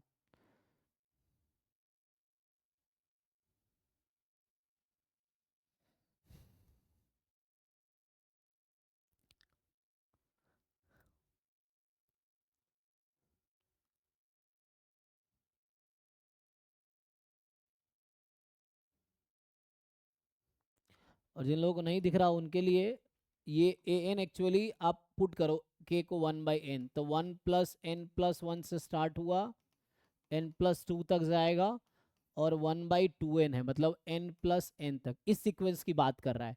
तो मैंने आपके लिए एक्सपैंड कर दिया इसको। सो ए एन जो है, जब समेसन खोलेंगे तो आपको ही पता है कि यही आएगा, ठीक है ना। सो ये इसके इक्वल है। Now you think about this, is R true है, अब ये एम एस क्यू है, 1 option, 2 option, 3 option, 4 option, maybe all maybe correct, तो आपको सोचना पड़ेगा। Okay okay. अभी तो हमने लिमिट निकाले थे, इसका क्या लिमिट आया था, देखिए अभी लिमिट निकाला था हमने, log 2 आया था ना। तो अगर sequence is convergent if and only if limit exist, अगर लिमिट एग्जिस्ट करेगी तो कन्वर्जेंट है, कन्वर्जेंट है तो लिमिट एग्जिस्ट करेगी, है ना। बाउंडेड एवं नहीं है, अभी हमने इसकी लिमिट निकाले थे। देखो थ्योरम से सारे क्वेश्चन सॉल्व हो जाएंगे। हमने लिमिट निकाला था ln2 आया था, तो ये ओके है। और हम जानते हैं every convergent sequence is bounded, और जब हम बाउंडेड बोलते हैं so we say that it is bounded from above as well as bounded from below. अगर कोई सीक्वेंस कन्वर्जेंट है तो गारंटी है कि दोनों साइड से बाउंडेड होगी, और जब हम बाउंडेड बोल रहे हैं तो बाउंडेड का मतलब है bounded from both above and below, bounded above दोनों होगा, ठीक है ना। तो ये चेक करो। सो अगर ये कन्वर्जेंट है तो दोनों साइड से बाउंडेड होगी, चेक कीजिए।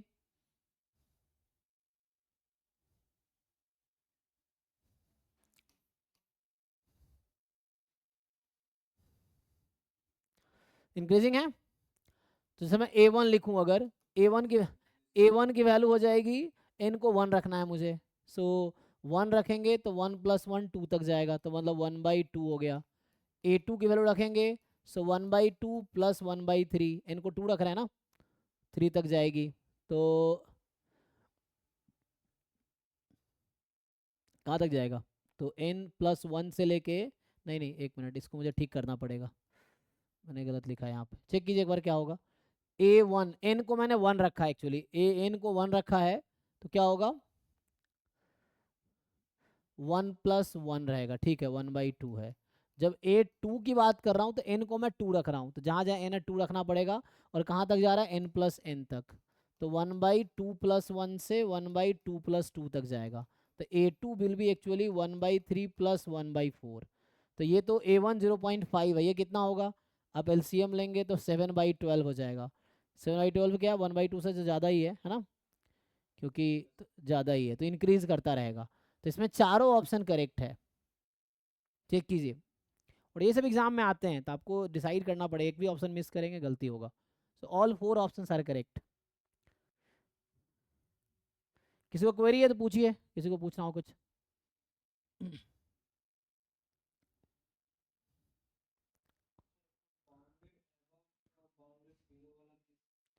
जी हमने अभी लास्ट अभी कुछ दिन पहले,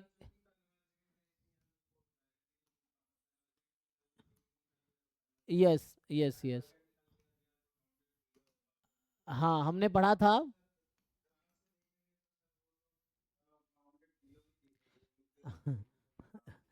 नहीं बाउंडेड बिलो भी कन्वर्ट कर रही है ना, आपको पता है इंक्रीजिंग सीक्वेंस, आपने कहा इंक्रीजिंग सीक्वेंस है, तो इंक्रीजिंग सीक्वेंस है और कन्वर्जेंट है, इसका मतलब कहाँ कन्वर्ज करती है, सुप्रीम वैल्यू पे, जो कि लिस्ट अपर बाउंड है। तो इसका मतलब जो अपर बाउंड है ना वहीं पे कन्वर्ज कर रही है वो एक्चुअली। तो कोई भी log 2 आया ना, तो इसका मतलब है सीक्वेंस के टर्म की वैल्यू, चलो आपको मैं बता देता हूँ। तो यहाँ जो हमने लिखे हैं, आप कह रहे हैं बाउंडेड एबव बिलो कैसे है, तो देखिए जो ए एन है एक्चुअली हेयर, ए वन की वैल्यू कितनी थी 1/2, ठीक। ए एन की वैल्यू कहाँ से स्टार्ट हुई है, इंक्रीजिंग सीक्वेंस है ना, तो ये 0.5 थी। log 2 की अप्रॉक्स वैल्यू बताइए आपको क्या आता है, 0.693 आएगा। एल एन टू की बात कर रहा हूँ मैं। तो सीक्वेंस के जितने भी टर्म्स है वो इसी बीच में होंगे, आप चेक कीजिए एक बारी, होने चाहिए इसी में। तो यहाँ कन्वर्ज कर रही है ना, एल एन टू पे कन्वर्ज कर रही थी, वह चेक कर लो, ये बताया था आप लोगों ने, ठीक है जी।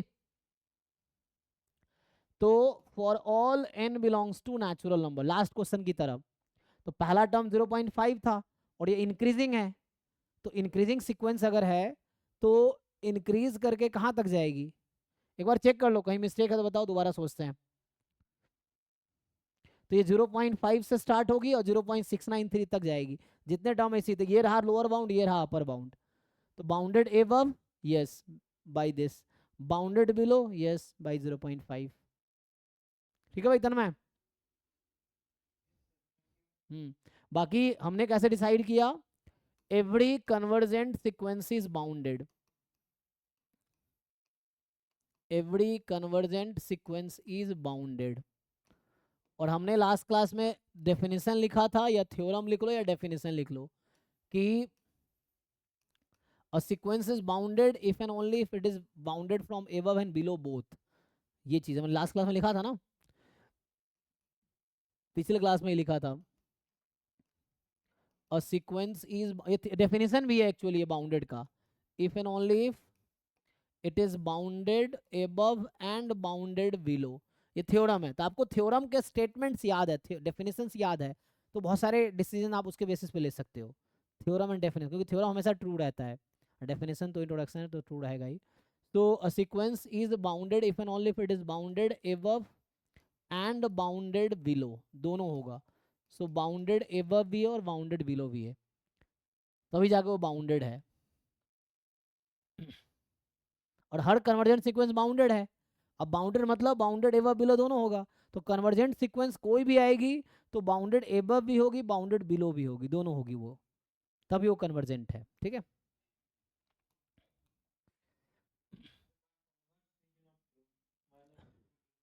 हाँ हाँ अच्छा, हाँ मतलब बाउंडेड जरूरी नहीं है कि कन्वर्जेंट हो, यस।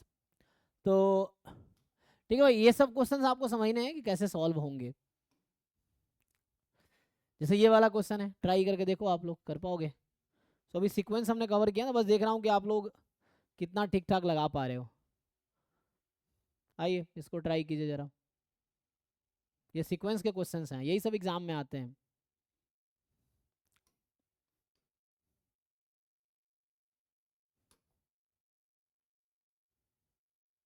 ठीक है, दिख रहा पूरा क्वेश्चन, हाँ ये पूरा क्वेश्चन करो ट्राई।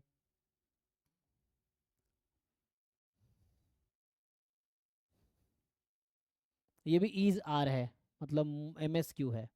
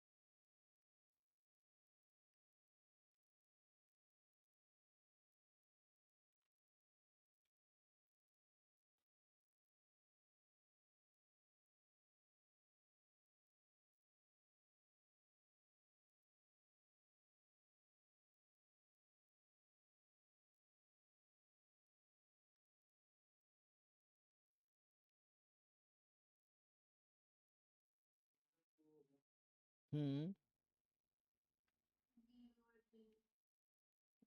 बी और डी। बाकी लोग सोचो भाई, क्या लोग करेक्ट कर रहे हैं?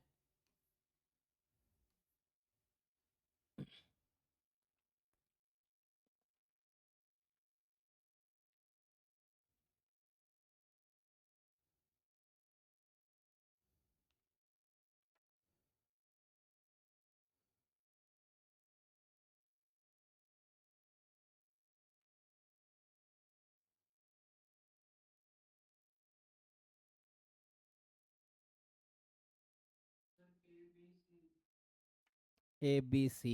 ओके। अच्छा। ओके। ओके। चलो, लेकिन मुझे क्यों लग रहा है सब गलत बता रहे हैं, तो देखते हैं। तो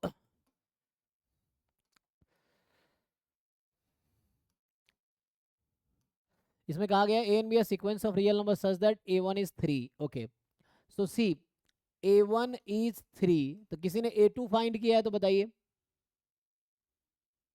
किया किसी ने फाइंड? वन बाई टू पक्का? वही तो, सेवन बाई टू ना।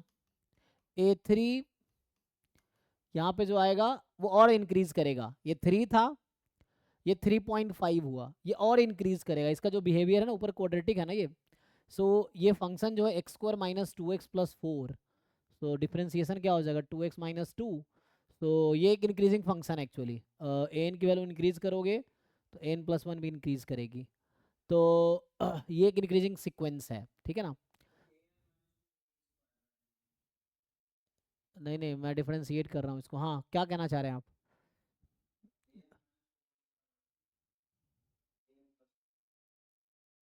हाँ ठीक है, ए थ्री निकाला आपने, ए थ्री क्या आया? ए थ्री बताओ कोई। तो इससे पता है क्या पता चल रहा है? तो जब आप कह रहे हैं कि A one less than A two less than A three and so on, तो ये इंक्रीजिंग सीक्वेंस है। तो इंक्रीजिंग सीक्वेंस कहाँ कन्वर्ज करती है? और ए वन क्या है? ए वन एक्चुअली थ्री है। ओके, चलो अब इसको सॉल्व करते हैं। So L is equal to L square minus two L plus four upon two. So two L is equal to L square minus two L plus four. तो यहाँ से आया L square minus four L plus four is zero. तो आपको लग रहा है L minus two का होल स्क्वायर, है ना, ये है एल माइनस टू का whole square is zero. So L is equal to two. But आपको यहाँ सोचना पड़ेगा, क्या लिमिट टू पॉसिबल है? सोचिए, सीक्वेंस का ईच टर्म थ्री से ज़्यादा है तो कभी लिमिट टू आएगी? क्योंकि अगर इंक्रीजिंग सीक्वेंस है तो लिमिट जो होगी उसकी अपर बाउंड होगी। और ये जो सीक्वेंस है A N, this is more than equal to three, less than infinity for all N belongs to natural number आएगी अगर आप देखेंगे तो सीक्वेंस का जो सबसे छोटा टर्म है वो थ्री है, तो लिमिट कभी टू तो हो ही नहीं सकते। लिमिट क्या होती है? इंक्रीजिंग है तो अपर बाउंड लिमिट होगी, जिसको लिस्ट अपर बाउंड जो होती है, list upper bound supremum is a limit. अगर डिक्रीजिंग है तो greatest lower bound is a limit. ये थ्योरम है। हाँ देखा ना हमने, मुझे दिख गया ना, आपको देखना है। नहीं नहीं, बता नहीं सकते हैं वो, इंट्यूशन है, ऐसे आपको प्रूफ करना पड़ेगा। तो आपको ऐसा चाहें तो आपको, क्योंकि क्योंकि मैं एंट्रेंस अप्रोच लगा रहा हूँ, अगर आप ऐसे प्रूव करना चाहे तो प्रूव भी कर सकते हैं। आप ए एन माइनस ए एन निकालिए, क्या आता है घटाइए इसमें, और आप उसको दिखाइए कि more than equal to zero, और इजिली दिखा पाएंगे परफेक्ट स्कोर बना के। आप कीजिए, ये ए एन प्लस वन में ए एन घटाइए, सिंप्लीफाई कीजिए, सो आपको ये कोई ना कोई परफेक्ट स्कोर बन जाएगा। तो यहाँ से आप प्रूव कर ये निकालिए क्या होता है, और दिखाइए more than equal to zero है। तो ये एग्जाम में करने का इतना टाइम नहीं है ना, तो वो है, वरना मुझे दिख गया। तो एग्जाम में हम देखेंगे कम टाइम में क्या डिसाइड करें, बट आपको केयरफुल्ली, क्योंकि ऐसे दो तीन टर्म्स हम श्योरिटी नहीं बोल सकते ना। जैसे आपने देख रखा है ऑलरेडी वन बाई एन, इसका पहला तीन टर्म इंक्रीज करता है, बाद में डिक्रीज कर जाता है, ये चीज़ है। तो टू, हाँ, क्योंकि हमने चेक नहीं किया कि ये बाउंडेड है कि नहीं, ये सीक्वेंस अनबाउंडेड है एक्चुअली, तो ये कन्वर्जेंट ही नहीं है। अगर हम चेक करते कि ये सीक्वेंस बाउंड, हमने थ्योरम क्या पढ़ा है कि bounded and monotonic sequence is convergent, ठीक। तो मोनोटोनिक तो है क्योंकि ये इंक्रीजिंग है, और हमने ये चेक नहीं किया बाउंडेड है कि नहीं, तो ये सीक्वेंस अनबाउंडेड है एक्चुअली। तो वो कहाँ से दिख गया? मुझे यहाँ से ही दिख गया कि मतलब ये क्या कॉन्ट्राडिक्शन आ गया, इसको क्या बोलते हैं, कॉन्ट्राडिक्शन आ गया यहाँ पे। कॉन्ट्रेडिक्शन क्यों आ गया? बिकॉज सीक्वेंस का इस टर्म 3 था, तो गारंटी है when an is more than equal to 3, so limit an has to be more than equal to 3, ये थ्योरम है। और ये लिमिट क्या आ गया, यहाँ पे 2 आ गया, so this is contradiction to this theorem. So means what, something is wrong. तो आपको पकड़ना पड़ेगा क्या रॉन्ग है। तो रॉन्ग यहाँ पे सीक्वेंस बाउंडेड नहीं है, तो monotonic and bounded sequence is convergent. So this is monotonic sequence और इसकी लिमिट एग्जिस्ट नहीं कर रही। यहां से मैं लिखूंगा कि limit, this is not possible case, this is not valid point. क्यों वैलिड पॉइंट नहीं, सारे टर्म तो ज्यादा है, तो means limit does not exist. तो अब मोनोटोनिक सीक्वेंस और वो नहीं है कन्वर्जेंट, इसका क्या मतलब, बाउंडेड नहीं है एक्चुअली, तो बाउंडेड नहीं है। So this sequence is not bounded actually. तो ये कह रहा बाउंडेड है, नहीं। मोनोटोनिक है, yes. Does not have finite limit, yes. Yes exactly, अगर बाउंडेड होता जब दोनों बाउंड होते, तो sequence is bounded if and only if upper bound and lower bound both exist. अगर एक भी मिसिंग है तो वो अनबाउंडेड माना जाएगा। तो ये सीक्वेंस अनबाउंडेड है क्योंकि इसका अपर बाउंड नहीं है। अपर बाउंड आप टर्म निकालते चले जाएंगे तो ये इंक्रीजिंग चलती, ये बढ़ती चली जाएगी, इन्फिनिटी तक जाएगी। तो ये अनबाउंडेड सीक्वेंस है एक्चुअली।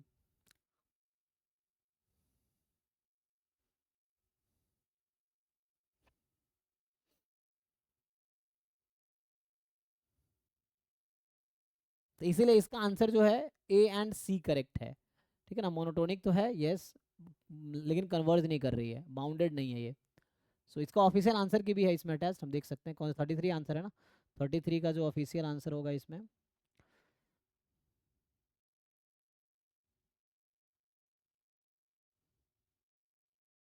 सेम पेपर है ना। 33 का जो आंसर है ए एंड सी, ठीक है। तो this is M S Q है एंड ए एन सी इसका आंसर है, ऑप्शन करेक्ट ऑप्शन है ए एन सी।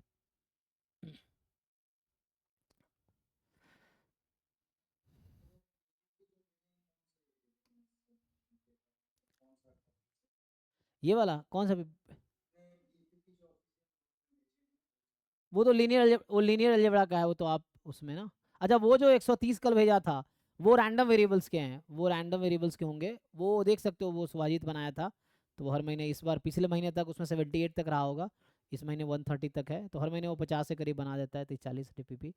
तो वैसे हर महीने ना 30-40 बन रहे हैं, तो वैसा है। तो उसमें आप देख सकते हैं जो भी टॉपिक आपको आता है प्रैक्टिस कर, देखो मैंने पढ़ाया और नहीं पढ़ाया हो, अगर आपको लगता है टॉपिक थोड़ा बहुत जानते हो, यू सॉल्व प्रॉब्लम्स, और प्रॉब्लम्स के थ्रू आपको ये समझ आएगा कि आपको उस टॉपिक में कितनी समझ है। कुछ टॉपिक ऐसे होंगे जो आपको पहले से बहुत अच्छा आता होगा, if you are able to solve problems, तो हो गया। मेन तो वही है, प्रॉब्लम सॉल्व करना आना चाहिए। एग्जाम्स में क्वेश्चन ही आएंगे तो आपको ज़्यादा प्रॉब्लम सॉल्व करने होंगे, सो दैट एग्जाम्स के क्वेश्चन को आप हैंडल कर पाओ। क्योंकि कई बार थ्योरीज बच्चे जानते हैं, जो बच्चे मान लो अकेडमिक में आप अपने एमएससी में बीएससी में क्लास में टॉपर हो, लेकिन आप रियलाइज़ करोगे आपके जैम गेट नेट के क्वेश्चन आपसे नहीं हो रहे हैं, तो उसकी वजह ये है कि आपको थ्योरेटिकली कॉन्सेप्ट ठीक है, आपने थ्योरेटिकली डेफिनेशन याद है, थ्योरम्स याद है, लेकिन आपको ये नहीं पता कि उसको अप्लाई कैसे करना है। तो वो अप्लाई, क्योंकि आप कई बार देखते हो कि मैं सॉल्व करता हूँ, तो सॉल्विंग का टेक्निक बिल्कुल अलग है, जो हमें कॉलेज में स्कूल में हम नहीं पढ़ते हैं ना जनरली ये सब चीज़ें। तो आपको प्रॉब्लम सॉल्व करके ही प्रॉब्लम सॉल्व करना आएगा, तो उससे ये समझ आएगा अप्रोच कैसे लेना है, कैसे डिसाइड करना है। और एंट्रेंस में इतना टाइम भी नहीं है, 65 क्वेश्चन 3 घंटे में करने हैं, तो इतना भी टाइम नहीं कि एक क्वेश्चन में आधा घंटा लगा सको आप, ये। हाँ वही ना, तो उसके लिए मतलब छोड़ना भी पड़ेगा, लेकिन एग्जाम में नहीं बनेगा छोड़ना पड़ेगा, लेकिन आप घर से बहुत सारा प्रैक्टिस कीजिए, और जो क्वेश्चन फंस जाते हैं आप डाउट क्लास में पूछिए, जो टॉपिक चल रहा है उसको आप यहाँ भी पूछ सकते हो, उसमें सीक्वेंस सीरीज के क्वेश्चंस भी होंगे जो मैंने 130। हाँ नहीं नहीं, तो दोनों को स्ट्रॉन्ग करना पड़ेगा, तो आप ही स्ट्रॉन्ग कर सकते हैं अपना आप, उस पर वर्क करेंगे तो स्ट्रॉन्ग हो जाएगा। आपको आइडेंटिफाई करना है कहाँ प्रॉब्लम है, तो मेनली पहले एक बार सिलेबस आपको लगता है आता है, तो आप PYQs पहले सॉल्व करो, ये PYQs हैं, तो उससे आपको समझ आ जाएगा एग्जाम में क्या पूछा जा रहा है, कैसे सॉल्व करने हैं। और PYQs ढंग से अगर समझ आ गया तो आपको मोस्ट ऑफ द कॉन्सेप्ट समझ आ जाएगा, क्योंकि हर क्वेश्चन में कुछ ना कुछ कॉन्सेप्ट है, तो आपको वो समझ आ जाएगा। फिर आप बाकी और प्रॉब्लम DPPs जो है मैंने भेजे हैं वो आप सॉल्व करके देखिए, ये चीज़ डिफरेंट एग्जाम के PYQ, जो गेट वाले बच्चे हैं, जैम गेट नेट, मतलब तीनों का वो भी टॉपिक वाइज बन रहा है। तो ड्राइव में आप देखेंगे तो जो नेट वाला PYQ का फोल्डर है उसमें नेट के PYQ मिल जाएंगे आपको, गेट वाले में गेट के मिल जाएंगे, जैम वाले अब कुछ कॉमन भी हैं तो वो आप सॉल्व कीजिए। लेकिन प्रॉब्लम सॉल्व करना पड़ेगा ना, जैसे मान लो यही क्वेश्चन है, चलो इस पे आते हैं। अब देखो तो ये सब हालांकि थ्योरीज ही यूज हो रहा है, लेकिन मेन है कि हाउ टू यूज थ्योरीज। जैसे ये बेसिक सीक्वेंस के कन्वर्जेंस पे क्वेश्चन है, अच्छा ये तो ऑलरेडी है। तो लेकिन देखना है कि सॉल्व क्यों नहीं हो रहा है, गलतियां क्यों हो रही है, तो कहीं ना कहीं कॉन्सेप्ट लैक कर रहा है, तो उसको ठीक करना है ना, ये बात है। तो ठीक कैसे होगा, जब आप पता चलेगा आपको वहाँ पे कमी है। कमी कैसे पता चलेगा, जब क्वेश्चन में गलतियां करेंगे आप, तो आपको समझ आएगा अच्छा यहाँ पे मैं गलत सोच रहा था, है ना, इस तरह से है। तो प्रॉब्लम सॉल्व करके मतलब चीज़ें आपको बेटर समझ आएंगी। बताइए इसका आंसर क्या होना चाहिए।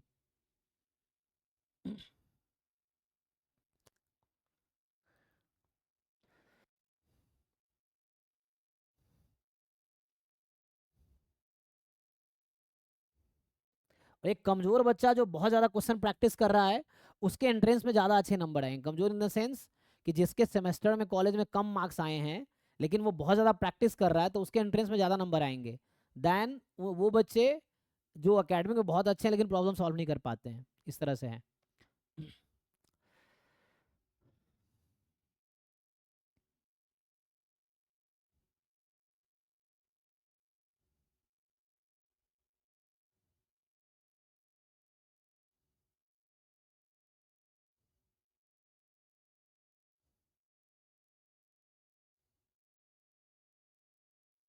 बताइए इसका आंसर बताइए।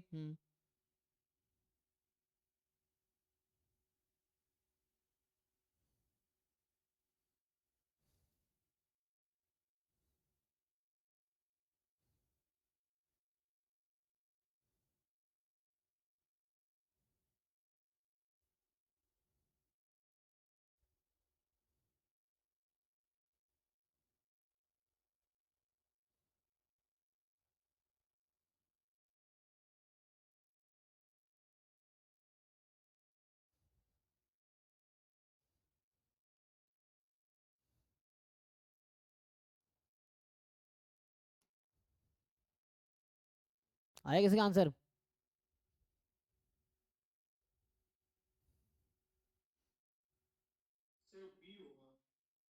ओके। तो देखो कई बार एंट्रेंस सॉल्व करने का एक एग्जांपल ढूंढ लो आप, जैसे मैंने कहा था डिस्कार्ड कर लो ऑप्शन को। तो जैसे यहाँ पे आप एक एग्जांपल ढूंढ सकते हो। मैं अगर आपसे पूछूं कि कोई मुझे एक ऐसा सीक्वेंस बताओ जो इसको सेटिस्फाई कर रही हो,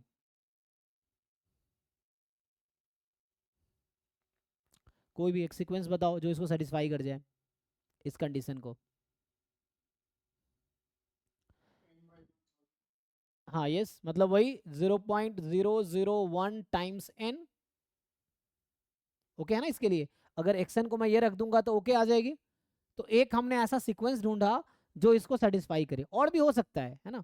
अभी मैं एक सीक्वेंस ये लिया दैट सेटिस्फाई दिस कंडीशन। तो एग्जांपल ले रहा हूँ, तो एग्जांपल क्या करेगा, ऑप्शन को डिस्कार्ड करेगा। तो एग्जांपल इसको काउंटर एग्जांपल समझ लो टाइप का, कि ये जो इसको सेटिस्फाई कर रहा है। अब मैं देखूंगा कि वो जो वैसा सीक्वेंस जिसके लिए ये स्टेटमेंट ट्रू है। अब हमें ये देखना है कि हमने एक ऐसा सीक्वेंस ढूंढा ये वाला जिसके लिए ये स्टेटमेंट ट्रू है, अब ऑप्शन इसके हिसाब से हो जाएगा। तो एक एग्जाम्पल जो किसी ऑप्शन के अगेंस्ट चला गया तो ऑप्शन गलत है, दैट्स ऑल। तो हमने ये लिया, अब दिस टाइम n है। अब यहाँ से अगर आपसे पूछूं मैं एक्स एन की लिमिट क्या आएगी, एक्स एन अपॉन एन की लिमिट, वो एक्स एन की लिमिट तो इन्फिनिटी है, क्योंकि सम नंबर ये तो वही है एन अपॉन 1000 जो आप कह रहे थे ना। सो ये हो गया, और इसकी लिमिट तो इन्फिनिटी हो गई, तो मतलब ये नॉट कन्वर्जेंट है। और ये मोनोटोनिक है तो नॉट बाउंडेड है, इसका मतलब मोनोटोनिक है और कन्वर्जेंट, मोनोटोनिक है और कन्वर्जेंट नहीं है, इसका मतलब बाउंडेड नहीं है इसका मतलब। तो क्या कहना चाह रहा, बाउंडेड है नहीं, अनबाउंडेड है हो सकता है, कन्वर्जेंट है नहीं, मोनोटोनिकली डिक्रीजिंग है नहीं, इंक्रीजिंग है। ये देखो आप x1 x2 x3 x4 निकाल के देखो, तो यहाँ से आपको पता चलेगा कि x1, तो ये है प्रॉब्लम सॉल्विंग स्किल। एक एग्जाम्पल से क्वेश्चन हो गया। अब जो बच्चा सेमेस्टर वाला बच्चा है, जो सेमेस्टर में जैसे करना होता है वो प्रूव करेगा, अच्छा चलो प्रूव कर, मतलब एक एक चीज प्रूव करने की कोशिश करेगा, बाउंडेड का डेफिनेशन लगाएगा वो। तो वैसे करके टाइम ज्यादा जाएगा, सॉल्व तो हो जाएगा बट टाइम ज्यादा जाएगा। तो आपको एंट्रेंस में देखना है कम टाइम में कैसे सॉल्व कर सकते हो। ये अब हर ऑप्शन को आप प्रूव करने लगोगे फिर तो हो गया, इतना टाइम ही नहीं है एग्जाम में कि प्रूव कर सको आप। तो आपको देखना होगा कैसे इजीली सॉल्व कर सकते हैं, ठीक है ना। तो ये हो गया। x1 आप देखेंगे x1 less than x2 less than x3 and so on. ये x1 होगा 1/1000, x2 2/1000। तो एक एग्जांपल लिया जिसने 3 ऑप्शन को गलत कर दिया, तो ऑब्वियसली जो बचा वो सही है। तो इस टाइप का मैं कोई और भी एग्जांपल लूंगा तब भी ये ओके होगी, तब भी यही ऑप्शन ट्रू होगी, ये चीज़ है। तो इस तरह से सॉल्व हो जाएंगे।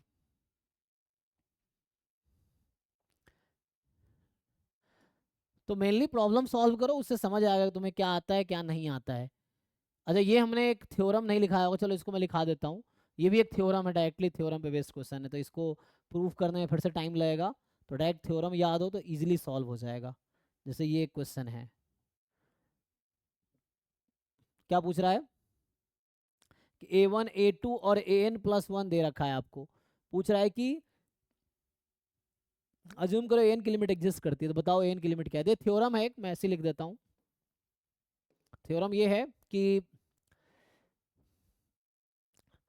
ये जो an अगर कन्वर्जेंट सीक्वेंस है ना, सीक्वेंस रियल, तो ये होता है n टेंस टू इन्फिनिटी, मान लो ऐसा है,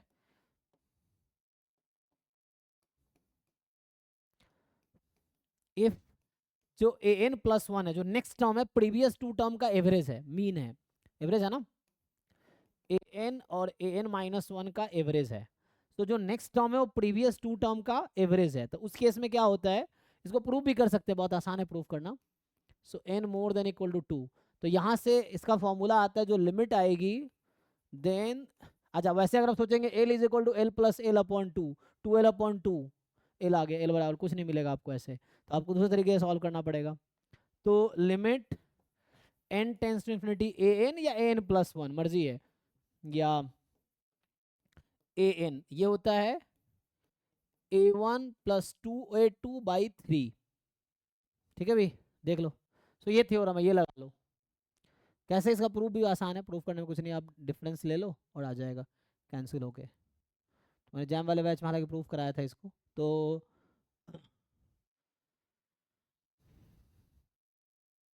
अप्लाई करो, देखो क्या आंसर आएगा। तो जब भी ऐसा हो, कोई नेक्स्ट टर्म है ना, प्रीवियस टू टर्म का एवरेज हो, तो उसकी लिमिट ये आएगी a1+2a2/3, first term plus 2 time second term upon 3। तो यहाँ देख लो आंसर क्या हो गया, 1+7 × 2 = 14, 15/3, 5 आ जाएगा। तो ये आंसर है। अब जिनको ये याद नहीं है तब भी सॉल्व हो जाएगा। कैसे सॉल्व होगा, तो आप इसको ब्रेक करो, जिनको मैं हिंट दे देता हूँ, जिनको मान लो थ्योरम याद नहीं है तो कैसे सॉल्व होगा, तो ऐसे सॉल्व होगा फिर। तो आप क्या करोगे, उसको क्रॉस मल्टीप्लाई करो, 2an+1 is equal to an plus an-1। इसको आप ऐसा लिख सकते हो, an+1 minus an is equal to an-1 minus an+1, ऐसे ही हो जाएगा। सो an+1 माइनस an और an-1 माइनस ही हो जाएगा, ठीक है। अब क्या करो, ये रिकर्सन इक्वेशन आ गई, रिकर्सिव आ गई ना, तो इसमें अब n को पुट करो। जैसे अब n को तुम शुरू में 1 पुट करो, नहीं 2 से स्टार्ट करो, ये 2 के लिए होता ना, तो n को हम 2 से स्टार्ट करते हैं, तो क्या हो जाएगा, a3 माइनस a2 बराबर, n को हमने 2 रखा है, ठीक है जी। तो a1 माइनस a3, ये पहली इक्वेशन आ गई। अब n को 3 रखो, सो a4 minus a3 is equal to a2 minus a4, दूसरी इक्वेशन आ गई। n को 3 रखो, तो a5 minus a4 is equal to a3 minus a5, तीसरी इक्वेशन चलती जाएगी। लास्ट में इक्वेशन लिखो, फिर क्या होगा, देखो ध्यान से, ये इससे कट गया, ऐसे करे कटता चला जाएगा, तो यहाँ माइनस a3 इससे कटेगा, तुम्हें एक पैटर्न ढूंढना पड़ेगा। तो लास्ट में जो जो देखोगे, तो मान लो n रखा तुमने, तो ये हो गया an+1 minus an is equal to an-1 minus an+1, ये इक्वेशन है। अब तुम्हें बस ये पैटर्न ऑब्जर्व करना है, हो क्या रहा है। तो लास्ट में तुम्हें दिखेगा कुछ टर्म बचेंगे और उसको सिंप्लीफाई करोगे, तो मैंने हिंट दिया है तुम्हें, तुम खुद सॉल्व करके देखो, नहीं हो रहा तो मुझे बोलना, मैं सॉल्व कर दूंगा आगे।